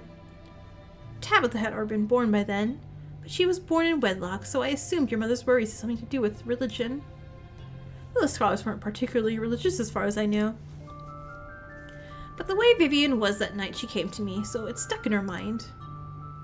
It always had me wondering what it was about your family that made her panic so much at the thought of having a baby. I feel like I know a lot about the women, but what about the men? Did they even exist? Well, I suppose they just haven't been very noteworthy since Edwardine took over the mines. Her husband died a long time ago. To be quite honest, I can't even recall his name. Might have been Stewart or something just as forgettable. From what Vivian said, her father was some teenage fling that ended once your grandmother found out she was pregnant. I'm fairly certain it was similar to Vivian, though she was much older, and I believe she was the one who ended it, what with skipping town and all. What of my grandma? I'm afraid there's much I can tell you. I think there were two in that generation. The eldest died when the girls were children. Edwardine never spoke about them, nor did your mother. What happened to their mom? Their entry role was violent, I'm afraid. Their mother was young. Too young to be pregnant, especially with twins. She didn't survive the labor. I'm just trying to avoid drinking the tea. That's how she ended up in Scarlet Hollow. Well, my family's been in these hills for a long time. That's how I know much of the local flora. Everything I learned was handed down from generations of hill folk. There hasn't always been a reliable doctor up here, especially not one most folks could afford. They have to figure out their own medicine. Alright, so it looks like I have no option. I guess I have to drink the tea? Is sip the tea bad? Is sip the tea the bad one, or is drink the tea? Where's my get up and leave option? Okay, I think I'm gonna try sipping the tea. And then I could probably spit it, right? No! Okay, sip. Okay, you take the tea, sipping it delicately. The citrus smell is fleeting, quickly replaced with the earthiness at its core, like you've taken a mouthful of dirt. But the aftertaste combines the two flavors into something soothing and medicinal, and you find yourself feeling more comfortable, your muscles relaxing for the first time in days. I guess I have no option, I have to finish it. You close your eyes and take another sip, then another. It's delightful. The tea is gone before you know it. The small cup empty save for what left of your The tea is gone before you know it. The small cup empty save for what's left of the rehydrated leaves coating the bottom. Oh, good. Glad you found the tea palatable enough to drink it. It should do you some good. It's one of my more medicinal blends. Now, on to business. There's good outcomes from taking the tea? Okay. Sybil takes the cup from you, staring thoughtfully down the sludge. Oh dear, this doesn't bode well. What? No way, I'm cursed. You've got just about every warning that could fit into the bottom of a cup. Cross, kettle, hourglass. All of these mean death, misery, and difficulty. And the hourglass ties that all together with definite urgency. It's fair to assume that this is all to do with whatever brought the ditchlings. Something is coming. Whether any of us can stop it, I'm not sure. But we may at the very least be able to figure out what it is. You didn't take it after the first time? I know, I was like, what? We didn't know this already. To avoid the tea, you shouldn't have gone to see her? I don't think I had an option. I think my option was to talk to her. So I guess something I did earlier. Oh, maybe when I met her the first night. Maybe that's what triggered this. There's a central figure here. A cat. An enemy lurking in plain sight. It's Frou Frou. Oh, jeez. Okay. Pixel or Frou Frou. Those are two cats I know. Tabitha, no. Wayne, maybe. Stella, Kanika, Oscar, Reese, Avery, Dr. Kelly. The cat is Dustin. He's a possum who lives in my dresser, and I try and talk to him every day to hear his wisdom and help his troubles. It would break my heart if he's a traitor. Imagine if Dustin was a traitor. No, I refuse. How do I know you're not the cat? That's ridiculous. Are you mind controlling me? Sybil is helping you. And if she was the cat, why would she warn you about herself? Pick someone else. I don't like that. How do I know you're not the cat? Hmm? Okay, sorry. I will pick someone else now. Okay. Someone is a traitor. I guess we'll say Frou Frou. Oh, the cat's gotta be Pixel. Or maybe Frou Frou. Those are the only two cats I know. If I had her tea before? Did I drink her tea before? I don't remember drinking tea before. I must have. Oh well. Dear, the cat isn't a literal cat, you dum-dum. Like I said, it's a symbol for an enemy lurking in plain sight. Probably a human enemy, but most certainly not a cat. Hopefully not. I know I did a bunch of different things in my playthroughs. I was trying my best to be different in each one. I did in chapter 2? Darn it. You don't have to figure out the answer right away. It often takes time for the mind to connect the dots. Just be on guard and keep vigilant that someone close to you cannot be trusted. You! It's you! We know from the dishlings that something terrible is coming your way. And it's likely that's connected to some hidden enemy. Yeah, I'm remembering now. Because I didn't think of it being her tea because I just drank tea in general, but she is the tea supplier, huh? Perhaps we could try to counteract whatever might be planned for you. Judging. Oh no, I think I drank the tea in all of mine then, because I kept talking to Avery. Darn it. Time for another playthrough. Judging by what you told me last night, those stones, carvings, seals, whatever you want to call them, I think it's likely they have something to do with this. Until the cat reveals itself, it seems like your best course of action is to seek those carvings out. Piece together what you can from your visions, and arm yourself with information. Have you sensed any others around town? Do you think you might be able to find another? Your thoughts drifted to the door yesterday, the one that seemed to draw you in, urging you deeper into the clinic. Even just remembering it is enough to tug at you, compelling you to return and open it to see what's on the other side. You can find Stella later. Maybe you can even find her there. What's important now is finally seeing what's hidden in the clinic. You have a theory about Sybil? You didn't get this from the tea leaves. Of course she didn't. She's smart. She knows how to deduce things from the leaves. Of course not. Tea leaves are merely a guide. Sometimes they can help confirm suspicions or fill in where my intuition falls short. I think whatever she's giving Kanika is making her sick, not healing her cold. Yeah, I was getting that vibes too. Of just like, I don't know why she's drugging. Because she controlled my mind right now with the tea. Because I couldn't say Sybil's suspicious. My brain was like, no, she's not suspicious. And I'm like, she's suspicious. So I'm thinking she's doing that to Kanika also. Maybe to get her not to leave. So, because she knows Kanika wants to leave to be a vet. Maybe. My family has lived in these hills a long time, as has yours. This is Kanika. Yeah, see, yeah. See, you probably let him too. I know the Scarlets have secrets. I know Vivian was scared for you. But your place in all this is something we have to figure out together. In my playthroughs from romancing Kanika, and Kanika's like, we're gonna leave town. I feel like we're not going to because Sybil's poisoning tea poisoning her, and that's where the little tricks like tea leaves come in handy. But we shouldn't digress. Do you know where you might find the next stone? Remains that I'm not telling you anymore. I know it's probably not a comfortable position, considering what's happened around them the past couple of nights, but anything that happens around those stones might be worth it if it means you get ahead of your adversary and whatever threatens this town. And that's all the help I can offer. I hope this conversation has been illuminating, even if it just brought up more questions than giving any clear answers.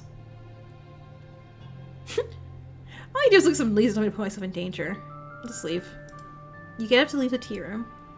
Thank you again for humoring an old lady stopping by for a chat.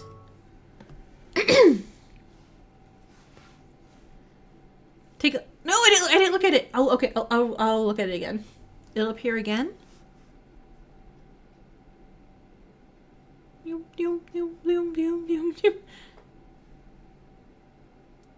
What, like this one? It looks like a cat toy. As I'm saying, she's a cat. She's a traitor. With a small grunt of effort, Sybil gets from the table and you're escorted back to the door. And remember, be careful who you put your trust in. According to your tea, the cat is getting ready to pounce and merely ready for it not being enough. Sybil closes the door to the tea room. The bells of the door strangely flat on the stale air of the nearly empty general store. Hey Miles, you drugged? You see any weird rocks, kiddo? Is Rum a witch? Wouldn't you like to know? Yeah. It's totally obvious that she's a witch. Like, you even need me to say it. Okay, cool. So Kanika has a cold, huh? That's what she says. She's just trying to get her work again. Like, I didn't have anything better to do all week while she sits in her room watching anime. Says the guy in Goku pants. Everybody knows Dragon Ball is good anime. She watches the trashy shit. Do you see any weird rocks around town? Yeah. You. Was that a burn? He smirks. Clearly this is a very sick burn. You should probably feel bested by his wit. Okay. Sorry. You're not going anywhere before checking in on Kanika. You make your way upstairs. You knock on Kanika's door. Mom, I really don't need any more tea. I think I'm just gonna lie down for a while. Yeah, I'm not your mom. Oh, Dex, what's up? Can I come in? Sorry, Dex. Mom was right. I'm exhausted. I probably shouldn't push her. I'll wind up worse off tomorrow. You're on your own. You make your way out of the general store and down the road to the clinic. You make your way up the familiar hill, past the rows of ragged houses that make up Scarlet Hollow's residential area. All right. Important things. Let's do this. Let's not get murdered. Let's not get anyone murdered. It isn't long before you find yourself outside of Dr. Kelly's clinic. Its secrets enticing you to find a way in. Right? She was okay, and now she's like dying. Even at the bottom of the hill, you already feel the presence. It's like a magnet has been fixed to your ribcage, gently tugging you forward, guiding you towards whatever emits this compulsive frequency. Ask a willing creature. You quickly glance around, eyes trained on the underbrush. A flash of a striped tail grabs your eye immediately. Okay, yeah, go get some food. Hey, it's a raccoon! Hey, can I help you, Buster? Hey there, so if you were trying to break into that house on the top of the hill, how would you do it? What? Just because I got little hands that go through people's trash? I'm supposed to know how to break into places? There's a hill that'll take you right up to that big flat roof thing. Sometimes the humans leave windows open there and I go inside. Don't tell them, okay? I like to sleep on their big piles of cloth. It's one of my few joys in life. He leaves you to turn back to the clinic. He leaves you as you turn back to look at the clinic. You have your way in. Oh no, okay. I don't want to scare Reese. I want to smooch Reese. You cautiously approach the house, kneeling next to the low basement windows of Reese's room. You knock. There's no one in there. Reese has to be somewhere else. Okay, up to the terrace then. You're pretty sure you can jump onto the second floor. At least with a running start. You make your way up the hill and bend your knees in anticipation, and then you jump. You land and try the door. It's unlocked. The upstairs of the clinic feels like a decommissioned museum. Old furniture is covered in plain white sheets and a thick layer of dust coats the floor. This place hasn't seen any use in years. You're in the clinic, free to explore as you please. Or rather, you're free to explore as you please. You can feel that odd sensation again, the nagging pull of whatever it was that wanted you to find it.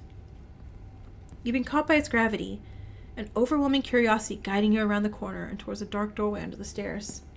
Kusasoda, hey! You can change your character to say, oh my god, what is her last name again? Kimura. I fixed it. She should not be popping into pieces anymore. It's been left ajar, as if inviting you to enter. Alright, let's turn the lights. I'm not getting scared. I'm not getting scared at all.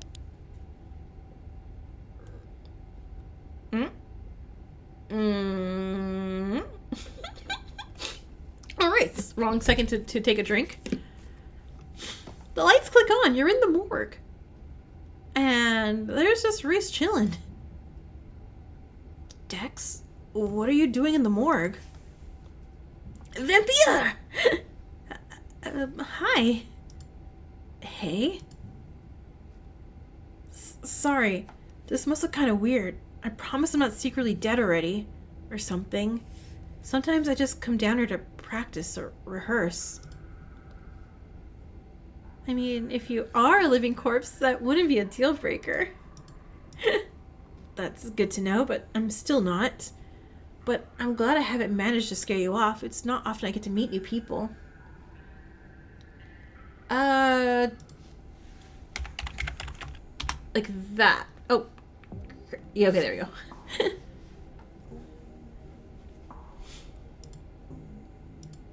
Especially new people, I would like to get to know better. His words seem distant to you. The tugging is strong down here. You can almost feel yourself slipping into a trance and your eyes wander to the back hall of the morgue. Sam, welcome back. You need to see what's back there. Can I hold his hand and follow the pool? You touch the wall. It feels disappointingly solid under your palms. Hey, are you okay? You feel Reese's hand gently shake your shoulder, and for a moment, the thing on the other side of the blank white wall loosens its pull on you. Yay, good. I'm glad you like her. You kind of look possessed for a second there. Are you good? Make him understand.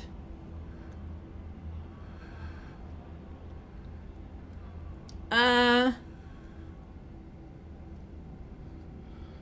man. I want him to like me, and I need to, apparently I'm possessed, so let's, Why wall? Need see thing but wall in way? No. Let me inside. No.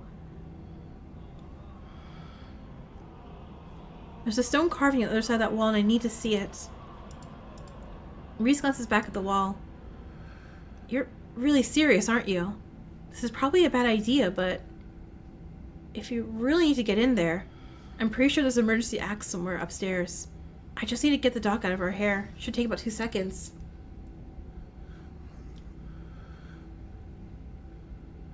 She Tarzan or doesn't. I'm not possessed. Oh, so you're not surprised? The door is magically calling to my spirit or soul, and I drank some poison tea, so who knows? Axe, now! I will destroy Wall. Get the doc out of our hair? Yeah. If I say I'm sick or need something, she'll drop whatever she's doing and do it for me. Sure far away to get her out of the house. And most of the time it's true anyway.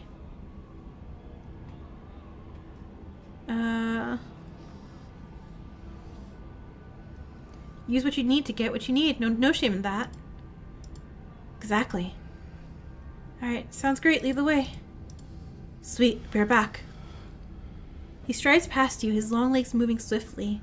He seems excited, his usual dour demeanor replaced with uncharacteristic pep when faced with the prospect of sneaking around and tearing down walls.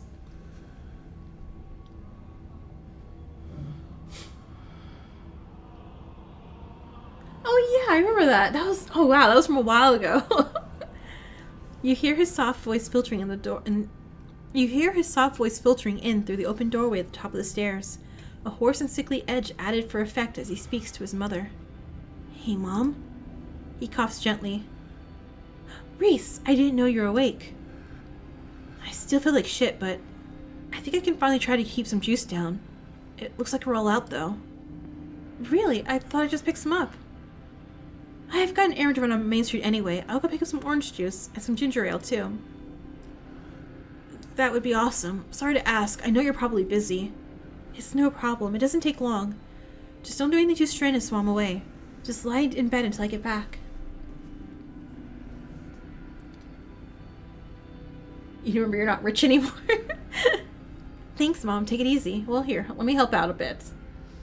We can do that. Thanks, Mom. Take it easy. You hear her footsteps move down the hall, then the front door opening and closing. It worked. The theatric rasp has left his voice, excitement rising in its place. Come on up. We don't have long until she's back. No, hugs are free. Hugs are free. As you step out of the morgue, you relax. The extra space between you and the carving has weakened its hold on you, and with it, your desperation to claw your way through the wall and unveil it. It's one of those emergency fire axes, so it should be pretty obvious wherever it is. Though I'm not sure where she'd be keeping it. I'll show you around. Let's try the doc's office first. Exclamation jump should jump. You make your way to the doorway of her now vacant office. I don't see an axe here. He's right. A cursory glance reveals nothing but stacks of paper and cabinets of medical supplies. But something on the desk catches your eye. Some sort of records with your family's name on them.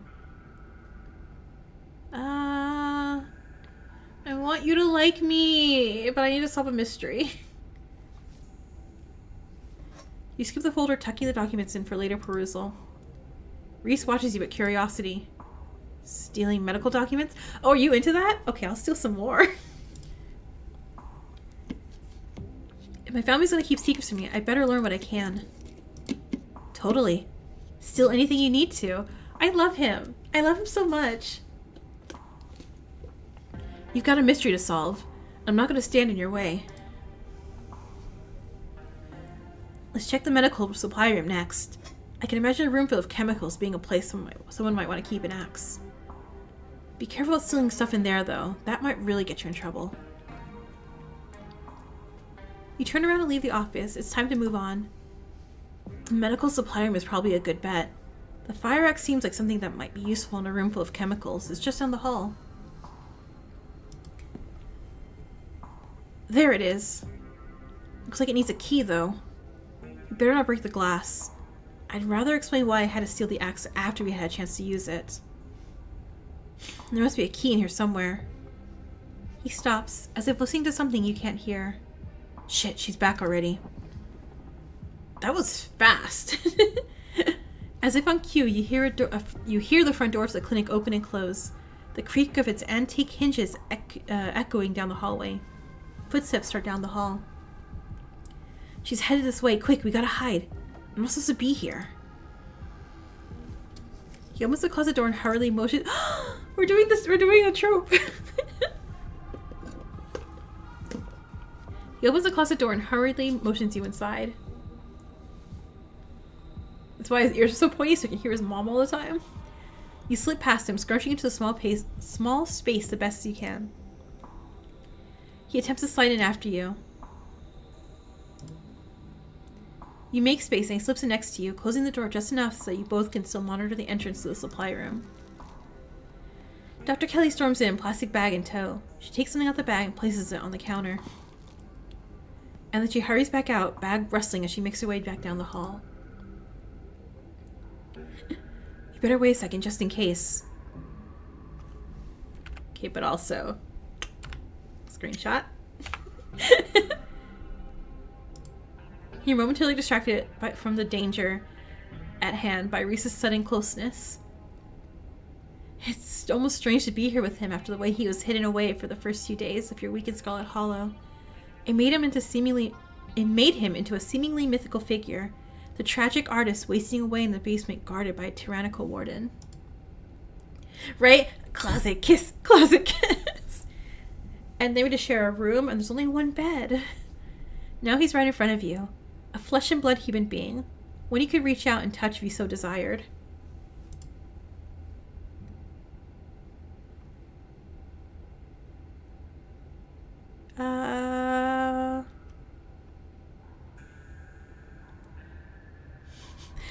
What if I just be straightforward? I mean, I'm a very straightforward person. I like you. You're interesting. The edge of the door shakes slightly. You realize his hand is trembling on the wall. I think you're interesting too. Aww. You see a blush rise in his cheeks, and he tears himself away from your gaze, trying to hide his face under the guise of staring out into the supply room beyond. The doctor's footsteps return, the floorboards creaking as she makes her way back towards your hiding spot, interrupting your quiet moments. His head swivels suddenly. That was the door to the house. We're in the clear. Let's go. The two of you spill out the closet. What is that? Reese quickly and quietly starts pulling out the drawers, scanning them for keys. Aw, I was having fun in there. Reese pauses his search, barely glancing back at you, but you still see a pink blossom of his cheekbones. Be the Reese to my cup, Reese. ... We could always spend more time later, once we're done sneaking around, if the doc hasn't kicked you out by then. He turns away and continues rifling through the drawers, trying to hide the grin that spread across his face at the suggestion. You watch while he rifles through the drawers, content to letting him figure it out. Soon there's a jingling of keys and he turns to you, victorious. I like this fright. I like this fright of him. It's super cute. But also, the heck. What the heck is this? There we go. They've been color-coded. She made this too easy. Reese pauses to look at the plant on the table. It was weird of her to drop that off, right? Thank you. I'm glad he noticed that. Why would she put some alien-looking fruit on the supply room? She's not a pharmacist. She's not supposed to be making her own medicine. This room is for storing stuff she orders from an actual pharmacist, and I doubt it's decorative.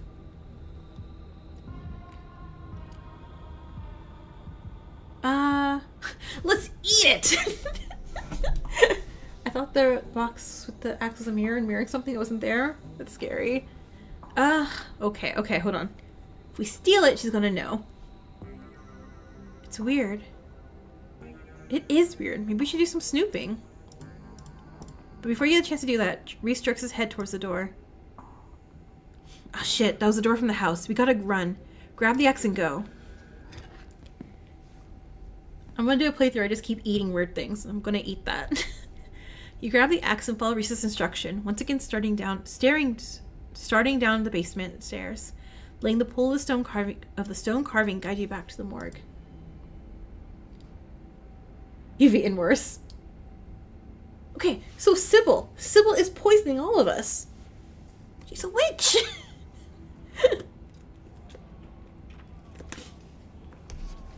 Dr. Kelly's voice filters down from above. I was right. We did already have juice. It was just in the back of the fridge. But there's no harm in having extra. We can make another slime baby. What are you doing in the clinic? I thought I told you to go rest. Oh, I'm just gonna go chill in the morgue. I got my speakers, so if you hear some weird sounds, that's just my music. She poisoned us with tea that mind controlled me, and I couldn't think bad thoughts about her. Like, it refused to let me say anything bad about Sybil after I drank her stupid tea. I'm very upset at her. I'll be sure to put some earplugs on to drown out all the industrial clanging you listen to. You know I'm not the biggest fan of you spending your time down there. And it can't be good for your mental health to hang out in the refrigerator for corpses. Do you at least have a blanket this time? Yeah, I'll be fine. It's just a change of scenery. My room feels too claustrophobic right now. Okay. I'll let you know when it's time for dinner. You hear the door close and the sound of Reese ascending the stairs to join you in the fluorescent lit room below. Hey. Well now, yes? I should warn you, something spooky might happen when we break down that wall. Reese smiles. Good. I feel like I've been missing out lately. Stop asking questions. It's time to see what's on the other side of that wall. Let's do this. Have at it. You approach the far end of the morgue, axe practically singing through the air as you strike the wall. The first cut offers a surprising amount of resistance. There is some structure behind it, some wood frame holding it in place. Watch there not be anything here. Trying to stand between you and what waits for you on the other side. You stagger back from the massive hole in the wall and admire your effort. Holy shit. The splintered edge frames a dark passage, seemingly cut deep into the side of the cliff, cold seeping from a forgotten place in an already frigid morgue. Reese coughs as you take a better look at what lies beyond the wound in the wall. There's a whole hallway back there. Thick, stale air leaks from the hole, filling the morgue with an earthy mildew smell, like the room is slowly filling with dirt. And with the stink of the grave-like room beyond comes an even stronger compulsion. You step forward, and you climb through the hole.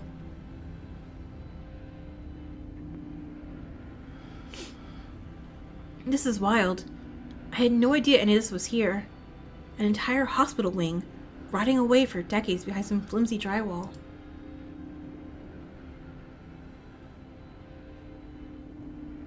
Wait, is YouTube censoring you guys? His voice sounds distant.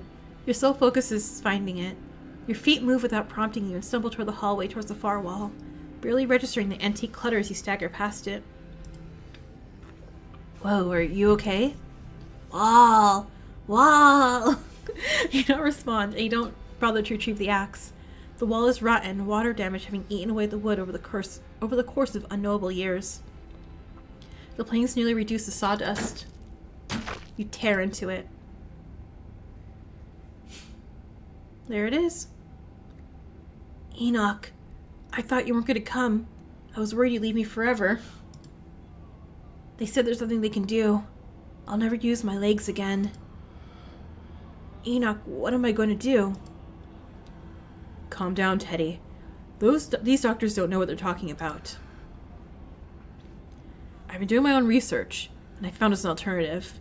We won't have to worry about anything from here on out, I promise. I want to talk to the witch. A witch? That's nonsense. It's all right. It's all sorted. We're taking you home today, and everything will be resolved by this time next week.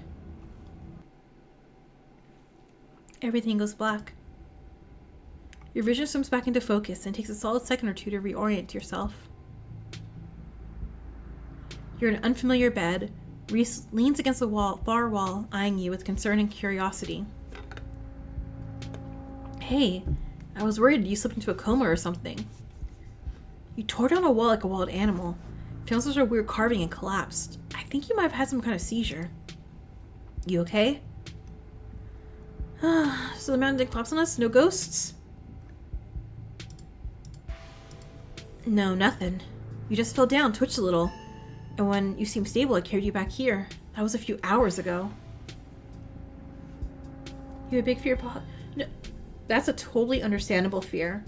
When I was little, my dad had got a sports accident. Like, nothing bad, but he had to go to the hospital still. Because he, fractured bones in his wrist and teeth and stuff. Well, didn't fracture his teeth. Broke teeth, too. But we had to go wait for him in the waiting room. And there were some people, like, injured in the waiting room. And I was little at the time. And it scared me. It was like the scene from, like, The Sixth Sense, or, you know, where he sees all the dead people and all the injuries and stuff like that. And I thought I was seeing dead people because it was just injured people in there. And I thought injured people don't wait in waiting rooms. I mean, I don't think they're supposed to, but I don't really know what's going on that day. But it used to give me a big fear of hospitals when I was younger.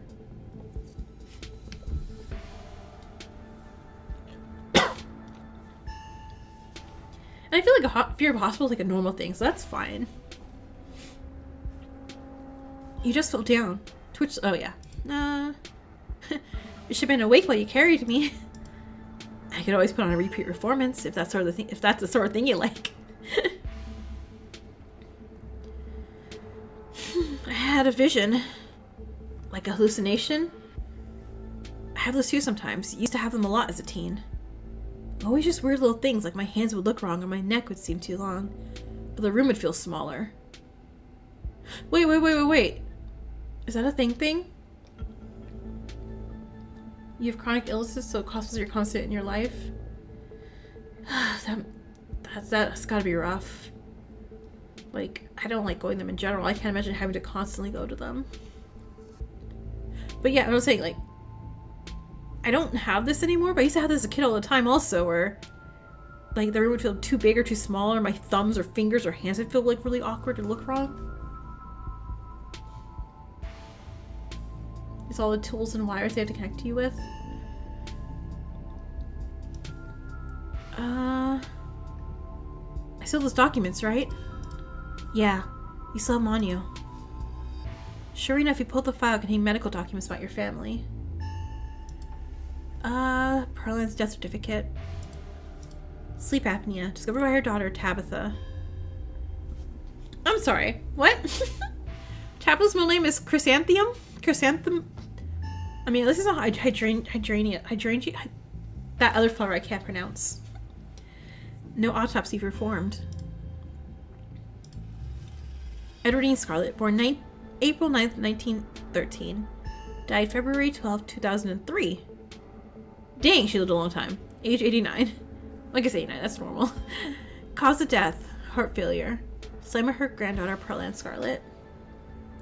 Right? No autopsy is weird. Pretty normal. Almost made to 90, died of normal old people illness. Enoch, September 9th, 1887. Died August 20th, 1957. 69, cause of death, fall from cliff. Wait, what? This one has a coroner's report attached. Organ sustained impact injuries. Lacerations to the neck and body consistent with fall from great height. Theodore Scarlet, 28. Crushed in mine collapse, body not recovered. Joseph Scarlet, born in 1914, died in 1944, so 30 years old. Roughly 29 years old. Louis Scarlet, 1920, 24 years old. Both killed at Normandy at the line of duty. These must have been Edwardine's brothers. Chrysanthemum.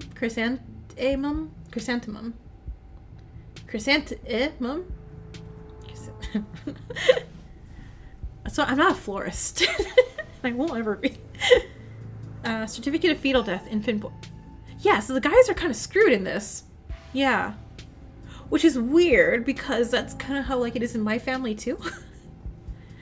I mean, my dad's fine, but everyone else.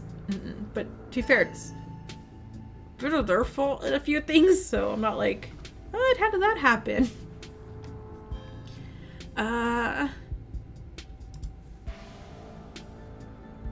Older hospitals scare you more than modern ones? I mean, that feels normal too. Cause of death, complications during birth, no doctor present, home burial.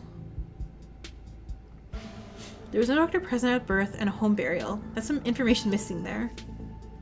Alexandra? Oh no, Alexandra died 10. Age 9. Missing, presumed dead. Signed by mother Edwardine Scarlet. The owner of the doll, so she went missing. Oh, the portrait! Mary Bell Scarlet. Age 16. Complications during childbirth. Signed by Edwardine. Oh, this is so weird. Okay,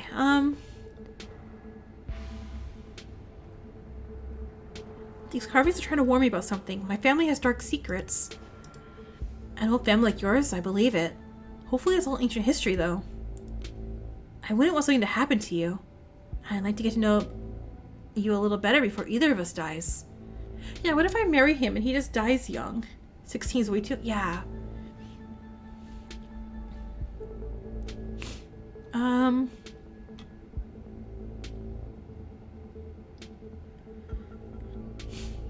I should probably get going. No, I don't want to go now. So what now? You might be stuck down here for a little bit. The doc is on the warpath up there. I refuse to take my medicine. She's not happy about it. But after I looked this up...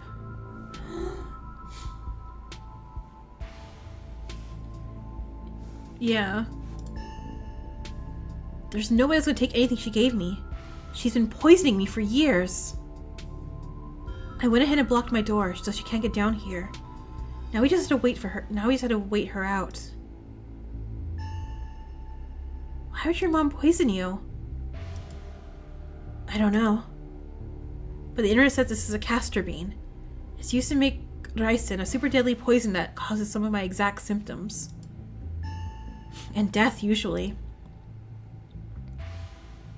The thing I can't figure out is whether she's been trying to kill me slowly or if she just likes keeping me sick enough to be dependent on her. Either way, I don't think I've ever had an illness. I think the illness was me growing up and becoming less easy to control. She found a cure for that.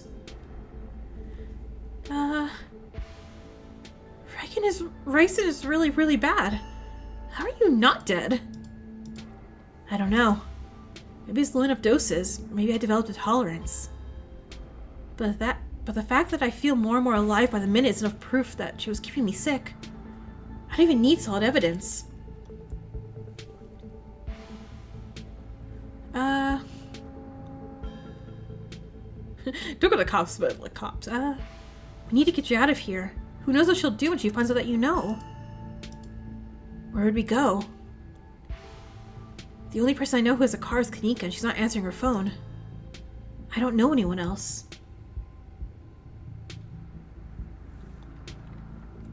I don't have any other family to go to. I've never even finished high school. When I get out of this house, I don't know how I can make sure I don't wind up back down here.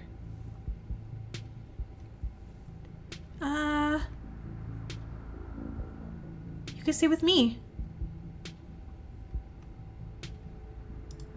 You can stay with me if you want. It's just a rental studio apartment, but there's a roof over your head and a warm place to sleep when the heat works. And nobody trying to poison me. Sounds like a pretty big upgrade. Plus I'd have the company of someone like you. He smiles, his eyes distant as he imagines the possibility of such a life, undoubtedly for the first time. Thanks, Dex. You have no idea how much this offer means to me. But I guess we still got some time to pass before we can get out of here. A distraction seems like a good idea. As you can probably tell, I'm getting a little jittery. Maybe it's the lack of poison in my system for the first time in years. Or the fact that my whole perception of reality is turned on its head. Probably a combo. It doesn't feel awful, to be honest. You could always draw me. If you're sure you're okay sitting for a portrait, I'd love to draw you.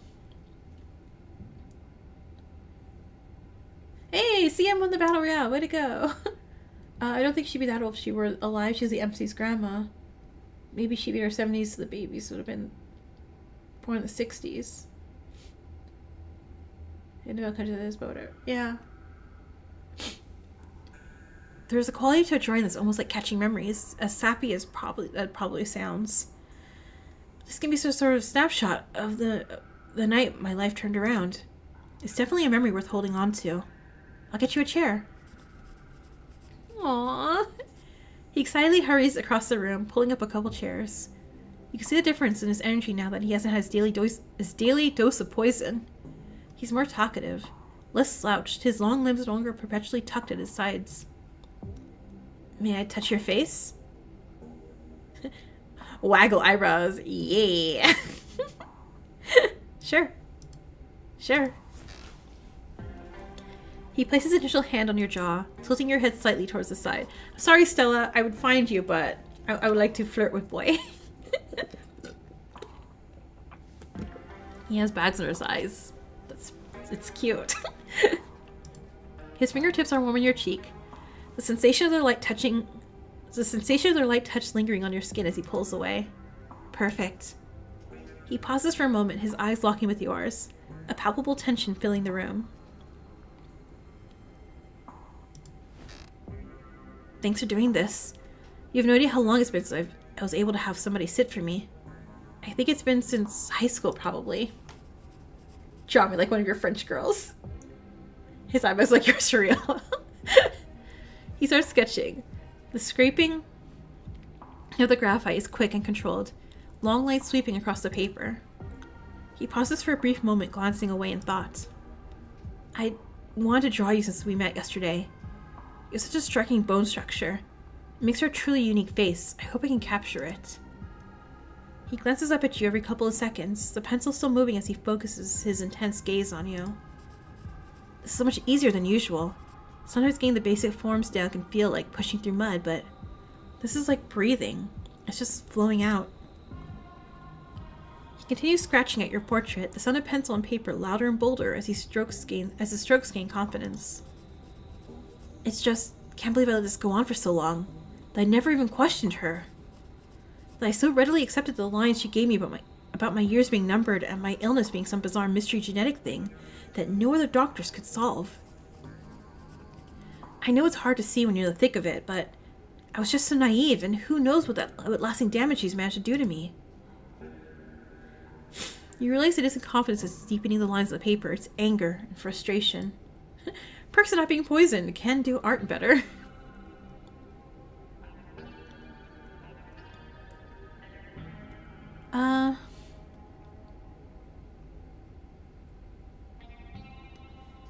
Hey, focus on the moment. The future is the future, the past is the past. At least this is me here. No. I think you should calm him down, though. He's getting too frustrated.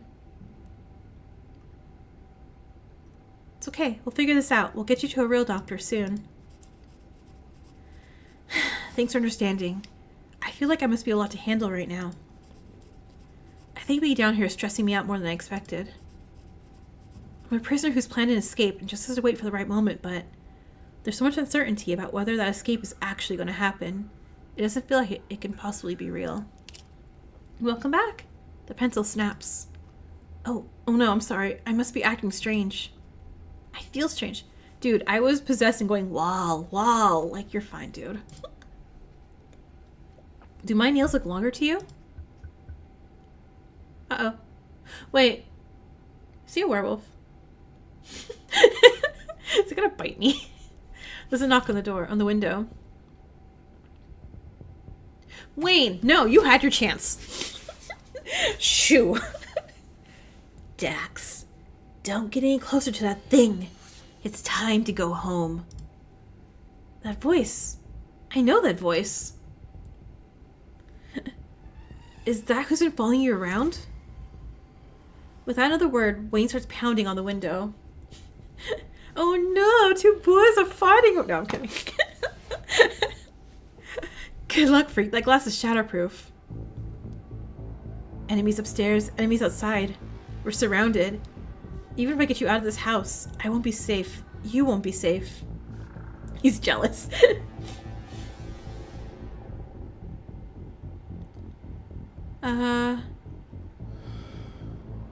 Why did he call you that thing? Because he's some kind of monster and he wants me dead. Can't you feel that? The murderous intent is practically oozing out of him. It says the goop man. It says goop zombie. But I'm not weak anymore. I can fight back. Okay. Oh no, they're gonna fight over me? I don't have to cower in fear from the people who want to hurt me. I can protect both of us, Dex. Yeah, Dude, I see this. The window shatters. Huh?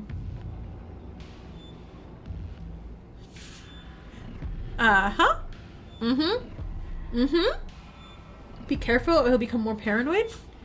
As Reese tears at his clothes, paint bubbles out from the canvases.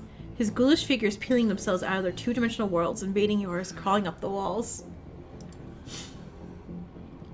Grab my hand, I'll pull you out.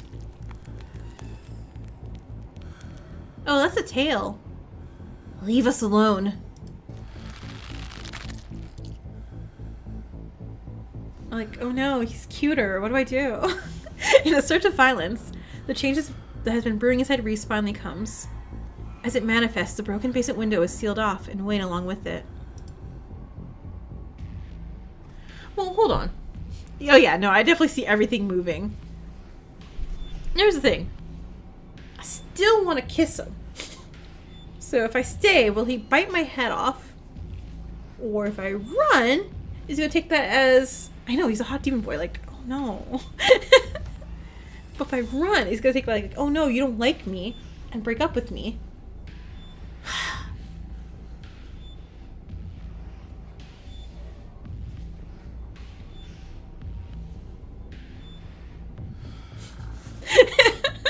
I think I'm gonna save the game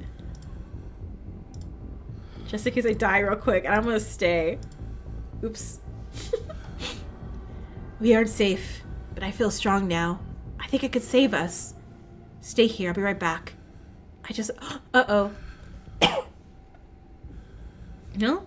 I'm definitely not dating his mom here in this round. Reese storms up the stairs, leaving you with the smears. Tabitha, I fucked up again.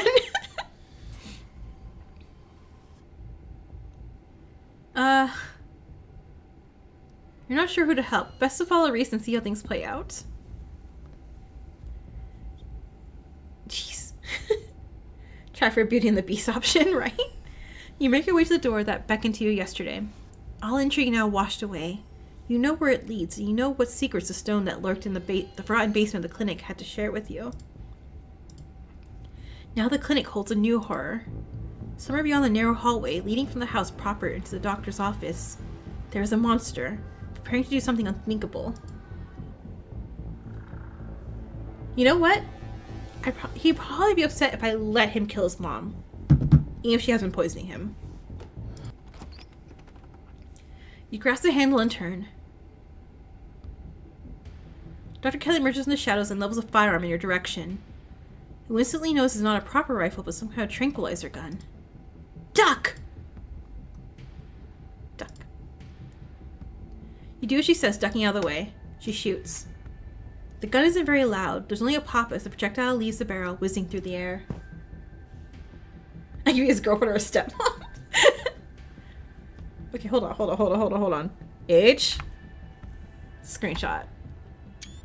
That's a good picture too. You see the dart embedded in Reese's chest.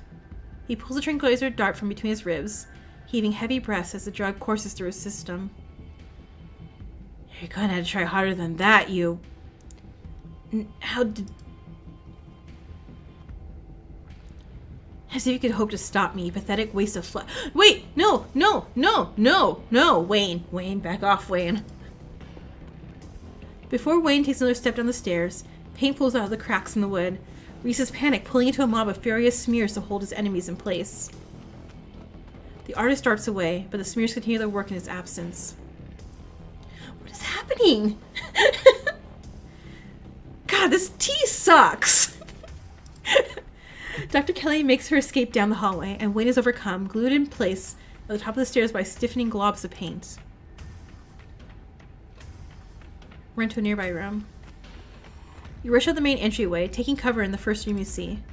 A few seconds pass. Things are quiet. Hey. Dr. Kelly's voice crackles out some unseen speaker. You, Dex. I'm stuck in the safe room. I can't help you from here, but you can help the both of us. So you can keep poisoning him forever? Christ. Is that how this happened? You helped him sleuth that out? Well, good job. Now you can see why I chose to give my son lethal doses of poison every day. If I don't, he turns into a murder machine. I mean, that's not too bad either, right? Now listen to me. You're in the medical storage room, right? I need you to use this black tape key to get to the cabinet and bring me some elephant tranquilizers. It's a bottle labeled blah, blah, blah, blah, blah. Beer tranquilizers clearly aren't going to cut it anymore. You've never not gone after the doctor? Okay, hold on. This is a little less cute. What's happening here, bro? An intercom system, huh, Doc? Good, you should hear this. Dex, you don't have to do anything she says. I'm not going to hurt anybody else, just her. If you don't, and you and I both know she's just going to shoot me full of elephant tranquilizers. Did I hear that right? Okay. We're getting a little less cute. We're getting way less cute. And shove me back down to that basement. Maybe someplace even worse. And keep killing me every day for the rest of my miserable existence. I feel amazing right now. Better than I've ever felt before in my life. I'm not dangerous. She's just scared because she knows she wants to pay for what she's taken from me. Not that you kill someone, Reese. Why not? She wasn't afraid I might die. Does she know these tranquilizers aren't going to kill me? Does she care? I'm not an elephant. Trust me, Reese. I've always been careful with your medication. I want you to live. I love you. Tell yourself whatever lies you have to, Mom. He never calls her Mom, and now he is. If you want a good relationship, you had your chance. You decided to convince me I was dying instead of letting me exist. Don't try to spin this in... Wayne, move, Wayne.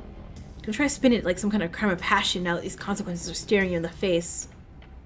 Enough. Reese cries out in pain.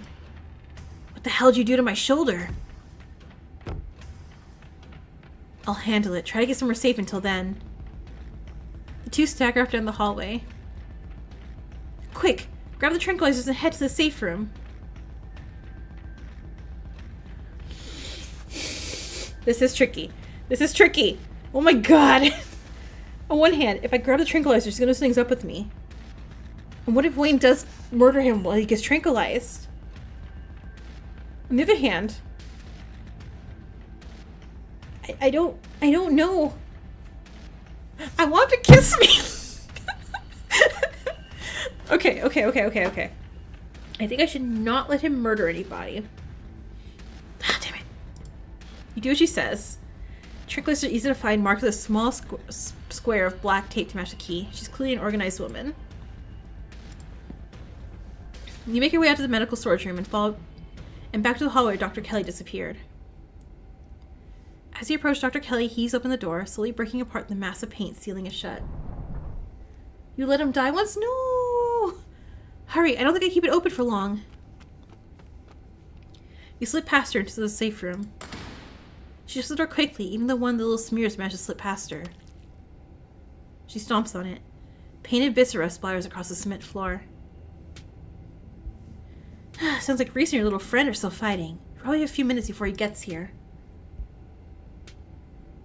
Should say at that point, I can still back up a little bit. It's not the worst. Alright, what's the game plan, short and long term? Well, pump full of elephant tranquilizers, lock him in here. And then somehow I convince him to see things from my perspective. Then we all live happily ever after. So you're just gonna lock him away again. I see no flaws with this plan, sarcasm. There has to be some other way. It's just gonna make him feel trapped. It sure is. Especially since I'll have to isolate him even more now that he knows what's going on. He's going to hate me. But you gotta work with what you've been given, and I've been given an ethical dilemma where I either let my son kill me, freeing him to go out and kill others, or imprison him for the rest of his life. And force feed him poison to keep him controllable. Or the third option, kill him. I decide which outcome I can live with. let's talk Reese. Yeah, I bet you have some questions. Go ahead, I got nothing to hide. What is he? First, I thought he was some kind of werewolf. But if he is, this doesn't follow any kind of full moon rules or anything. Silver doesn't do shit to him, and you see what he looks like. It's just weird. Well, is their son a demon? Yeah, let's figure out. That's why. I almost wish I could examine him while he's fully transformed. I'd be fascinated to know what happens to him or how his body does it. But he seems pretty hell-bent on ripping my throat out, so I guess it'll have to remain a mystery. Was his dad similar? A strange little smile creeps on Dr. Kelly's face. I wish I knew. Reese just kind of happened. I wasn't seeing anyone. I just woke up pregnant one day. I know how impossible that sounds. I'm a doctor, for Christ's sake. I kept having these weird little dreams, almost like sleep paralysis episodes. Romantic sleep paralysis episodes. They were actually kind of sweet, but they were just dreams. Yeah, that's no. But then all of a sudden my period stopped. I was getting morning sickness, and roughly 9 months later, Reese. Yeah, she is detached from him in a weird way. How do you know he's dangerous? Well, he wants to murder me. That's clue number 1. It's not like he's usually a violent kid. He's mostly just sad. But every now and then we butt heads, and that's usually when this side of him comes out. I imagine this happens anytime he gets frustrated with anyone. Imagine he gets road rage one day, turns into a 12-foot-tall monster with a million teeth, or split apart in the middle of a major metropolitan area. Yeah, he's dangerous. I can fix him. I'd rather not have anyone's blood on my hands, so please don't try. Just let me handle him. Why'd you start poisoning him? Dr. Kelly sighs. Can we stop calling it poison? I mean, yes, it's poison, but the act of me giving him poison was not me poisoning him. I was medicating his illness. It started when he was around 15. I'd been giving him increasingly high doses of clonopin, but his body kept adapting and symptoms would come back, especially if we ever fought. I couldn't keep ordering all these drugs. It was already suspicious, and I couldn't risk losing my license, especially if anyone ever found out what I was using them for. Someone approached me with a solution, and I took it. Sybil? Was it Sybil the witch? And I've been dealing with the emotional and mental consequences of the decision ever since. Who did it? Huh? Huh? I don't want to talk about that woman. But screw it, I might die tonight, so I'll tell ya.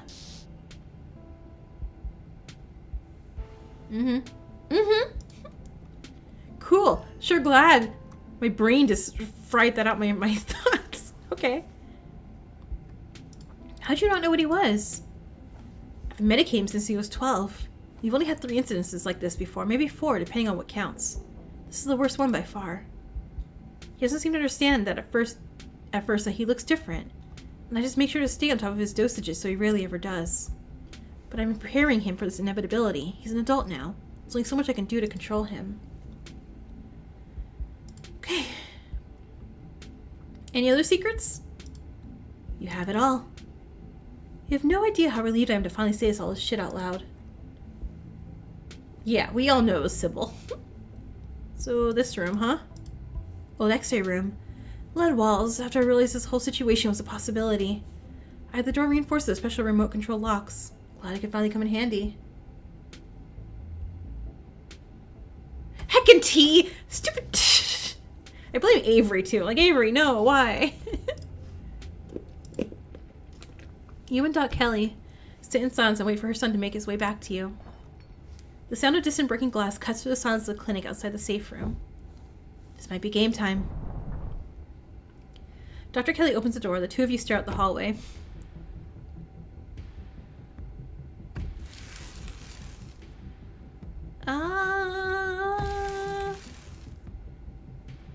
Darling, hey, sweetie.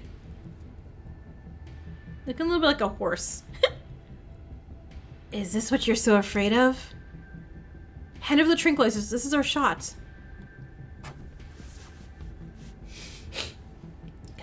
Okay. One hand.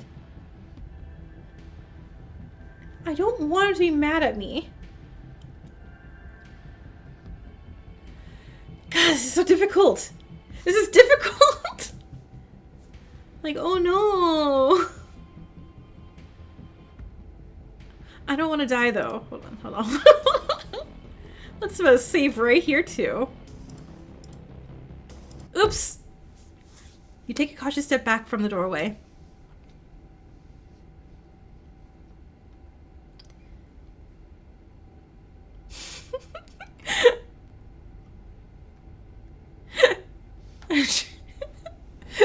You convince yourself he's evil. You never give him a chance to just exist. Okay. I wish I could have stepped forward. It's okay, it's okay, it's okay. I'm gonna do this one first. And if it sucks horribly bad, I will redo it, but...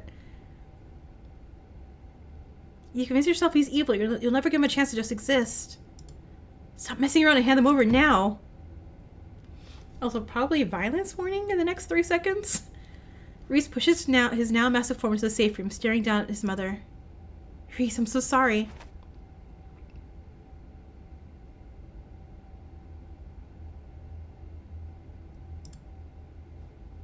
You close your eyes. There's a loud scream followed by a crunch and a pop. Then comes a loud splash of organs hitting the floor. You hear another round of crunching and tearing, and then silence. It must be over by now. You open your eyes. Sorry you had to be there for that.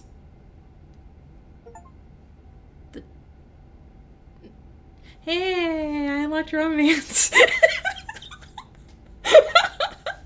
You start a romantic arc with the character you're talking to. Okay, hi. Welcome to the Dead Moms Club! Wait, no, I'm keeping this. Okay, hold on. Hold him. You carefully pick your way across the room, trying your best to avoid the fresh blood splatter across the floor, and kneel next to Reese. You can see the sadness in his eyes, staring into yours from his inhuman face, viscera still dripping from his maw.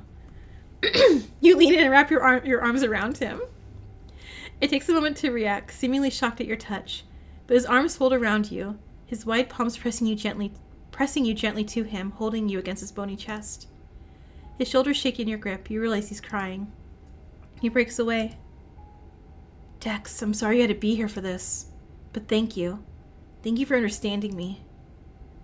I need to get out of here. Go someplace where there aren't any memories, but I'll see you soon. And then he breaks out of your embrace and stumbles out of the safe room. His footsteps getting faster and faster as he runs off into his new life. So, I mean, like, she should have talked to him. And I've been mean to me originally. Shell-shocked, you stumble out the clinic and into the night air. The night is oddly warm compared to the chill of the day. Crickets singing quietly in the sleepy little neighborhood. Oh gosh, Tabitha's probably so upset at me because I didn't call her again. Everything that happened in the clinic feels like a dream. And now it's over, you realize how little it meshes with your understanding of the world. Go home. Oh, I forgot about Stella. Uh-oh. It's time to go home. But before you can get far, you're interrupted by the sound of panting and the telltale jingling of dog tags. It's the militia. They've poured out of the woods to stand before you on the road. You were looking for Gretchen, weren't you? We found her in her person. Oh good, we found her. Yay! They're by the side of the road, a little ways through the woods. They're both fine, but the human wouldn't leave when we tried to make her. And Gretchen insisted on sticking by her side, so we'll have to take you to them. She reminds you a bit of Coco from the Danganronpa fan game? Yeah. I feel justified in what I've done. Hopefully you can use your people words to get them someplace safe. The woods are crawling with those awful creatures. It's not safe anymore, not even for the human. I'm tired. No. You are very, very good dogs. Lead the way. Yes, we're good dogs. Hear that, Scraps? I'm not in it for the accolades, Daisy. I just do it to help those who need it. Let the dogs lead you to the wilderness, following their heels as they take you to Stella's hideaway. Before long, the trees thin, and you find yourself on a steep hill by a 2-lane road, lined on one side by sheer rock. And there, sitting on a log, staring mournfully on the asphalt, is Stella. There they are. Keep 'em safe. Byssania, speaker. What was the daughter's name? That was... Yeah, it was Ghost Girl. I remember her name. It was... Kotoko? Was it Kotoko? And she was no. I forgot. You sit on the log beside Stella. Dex, how did you... She looks over her shoulder in confusion. Is that a gang of dogs? Oh, I'm so glad my compatriots could be of service. I simply couldn't survive another night without my nice soft bed. I can't believe you've just been okay. No. I'm just so happy you're okay. Oh, you poor thing. I'm fine, but thanks for not being mad. I didn't say I wasn't mad, Stella. Reese killed his mom and he ate her. I just wonder what happened. Please talk to me. Kurakawa! That's right. Thank you. It doesn't matter. Everything's fine. You should probably know about what happened today. Oh? Yeah, how do we say that normally? I let Reese kill his mom. You relay the events of the evening the best you can. Saying it out loud somehow makes it feel less real, like you're sharing a plot of a horror movie, not something that actually happened to you. Oh my god. I'm just gonna traumatize her. I'm just gonna go ahead and lock that one away in the void. Let's go. Oh, I know that Stretch. That's the time to go home, Stretch. Thank the Lord. I'll be sleeping in my own bed tonight. And then Reese... Thank you, Dex, for talking some sense into this girl. Stella scoops Gretchen up into her arms, and the three of you walk back into town in silence. I guess I'll see you tomorrow. She gives you a tired wave before retreating into her house. Wayne. Time for you to get home, too. He appears as if out of nowhere, his clothes streaked with what first seems like blood and gore, but you realize it's paint. Evidence of his altercation with Reese. I'll walk you. Sure. Shall we? Wayne walks just ahead of you in near complete silence.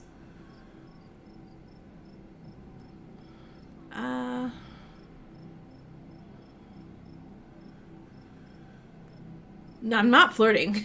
I got a demon monster boyfriend. I'm not flirting with him now. Well, like, now you should have Wayne. I would have chose you earlier. Why are you following me around? Why not Stella or Kanika or Sybil or Tabitha? Because you're special. But why? Why am I so special? You simply are. Yeah, he had his chance. Do you not feel the ties that bind us? They are unbreakable.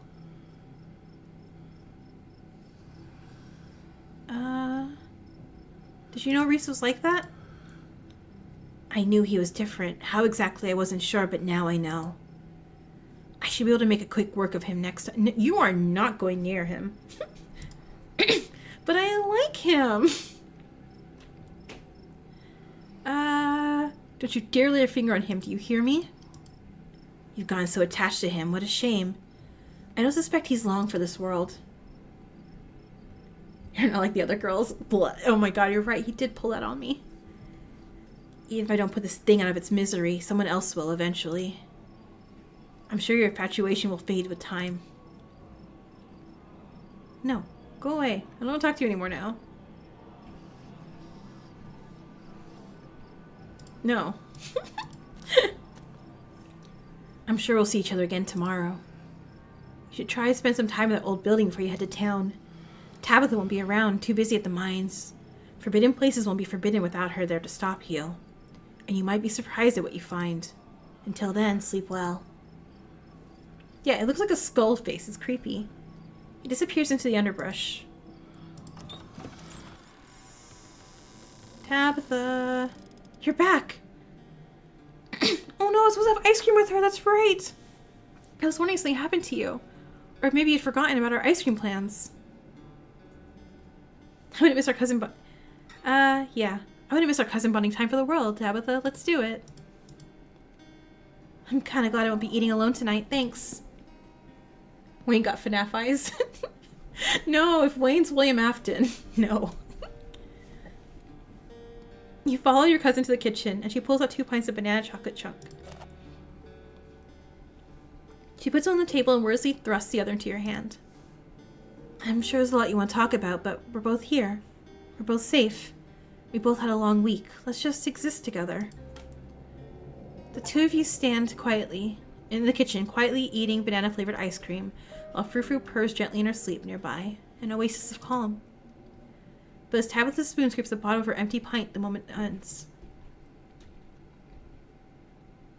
Tabitha showed up at Reese's house? Oh, so I didn't call her because I didn't want her to show up. Oh my gosh, if she called her, oh my gosh, she got hurt. Alright, I'm off to bed. Just try and get some sleep, too. Here's hoping tomorrow's an eventful, right? Thanks for this. Your cousin leaves for her room, your body breaking down from the stress of the day's events. There's nothing left for you to do but to head to bed. I could sneakily prep Frou-Frou. Frou-Frou would never know. No, Frou-Frou's a cat. Frou-Frou will wake up. Exhausted beyond belief, you stumble into your room and collapse on the bed. The damp smell of the mattress is starting to become an almost welcoming sign that the now daily horrors of Scarlet Hollow are finally behind you, at least until the sun inevitably rises once again. You close your eyes, your exhausted body succumbing to sleep almost immediately. As you drift off, you think of Reese out in the woods somewhere, bloodstained, free and beautiful. And then you think of nothing. This is the end. Okay. No! I've unlocked hardcore mode? And there's whispers? What's hardcore mode? Okay. Oh gosh. Okay, so hardcore lets you just like 3 traits as a character creation. So I gotta start another playthrough. But you'll only be able to use your traits to avoid the consequences of major decisions. This penalty only applies to hardcore runs. Have fun if you dare. Save game now. Save game now. Okay, so we'll save right here. And I'll delete that one later. Welcome to waiting for chapter 5. What's gonna happen in chapter 5? I want to know. Anyway, I've only played it once and it was cray. Okay, I cannot. Okay, I'm so excited for that. But first, before we leave, let me make a bunch of things for Battle Royale. And then, so next week, we're gonna do one episode, or the episode that I unlocked for Danganronpa Summer S. Because it said I unlocked a story mode and I want to do the story mode I unlocked. Because I'm super curious. And then after that, we're going to do the Danganronpa stage play watch along. You've wanted it for months? God, I couldn't imagine this, like, you know, one, like, as you know, as they're released, like, I would go crazy. I'm like, no, I want more now. But yeah, I'm in love with this game. I'm in love with it so much. I thought no game was going to get me out of my Baldur's Gate phase that I've been trapped in for like the past like couple months. And the final chapter, it's right. So Your Turn to Die comes out. We'll get a new chapter of this. Get a new chapter of Project Eden is going to be coming out, I believe, this year too. Like a lot of things. One chapter. We're getting one chapter released in a few things. Oh my god, CM, are you still alive? CM, pick up the spawns. Oh no, survive, CM, survive.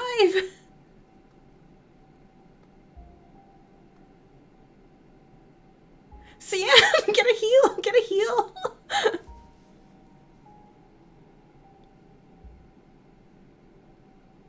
You were so close, oh no. Room Chapter 5 has been... Yeah, like... I mean, at least with this one, I can replay and have different things happen. But like, I don't know. Man. See, I'm gonna beat the bot. Yeah, the bots are overpowered, man. Miyu stands victorious. So yeah, so that's we have in progress. I'm still gonna keep playing A Date with Death for the regular videos, not streams, and I'll have those. Like, I'm guessing there's 7 days. It's a week, so I guess I'll just have like, you know, a week and a half more of that game because I really like that game too. But yeah, I guess I will let you all go now, and I'll see you guys all next week. Bye.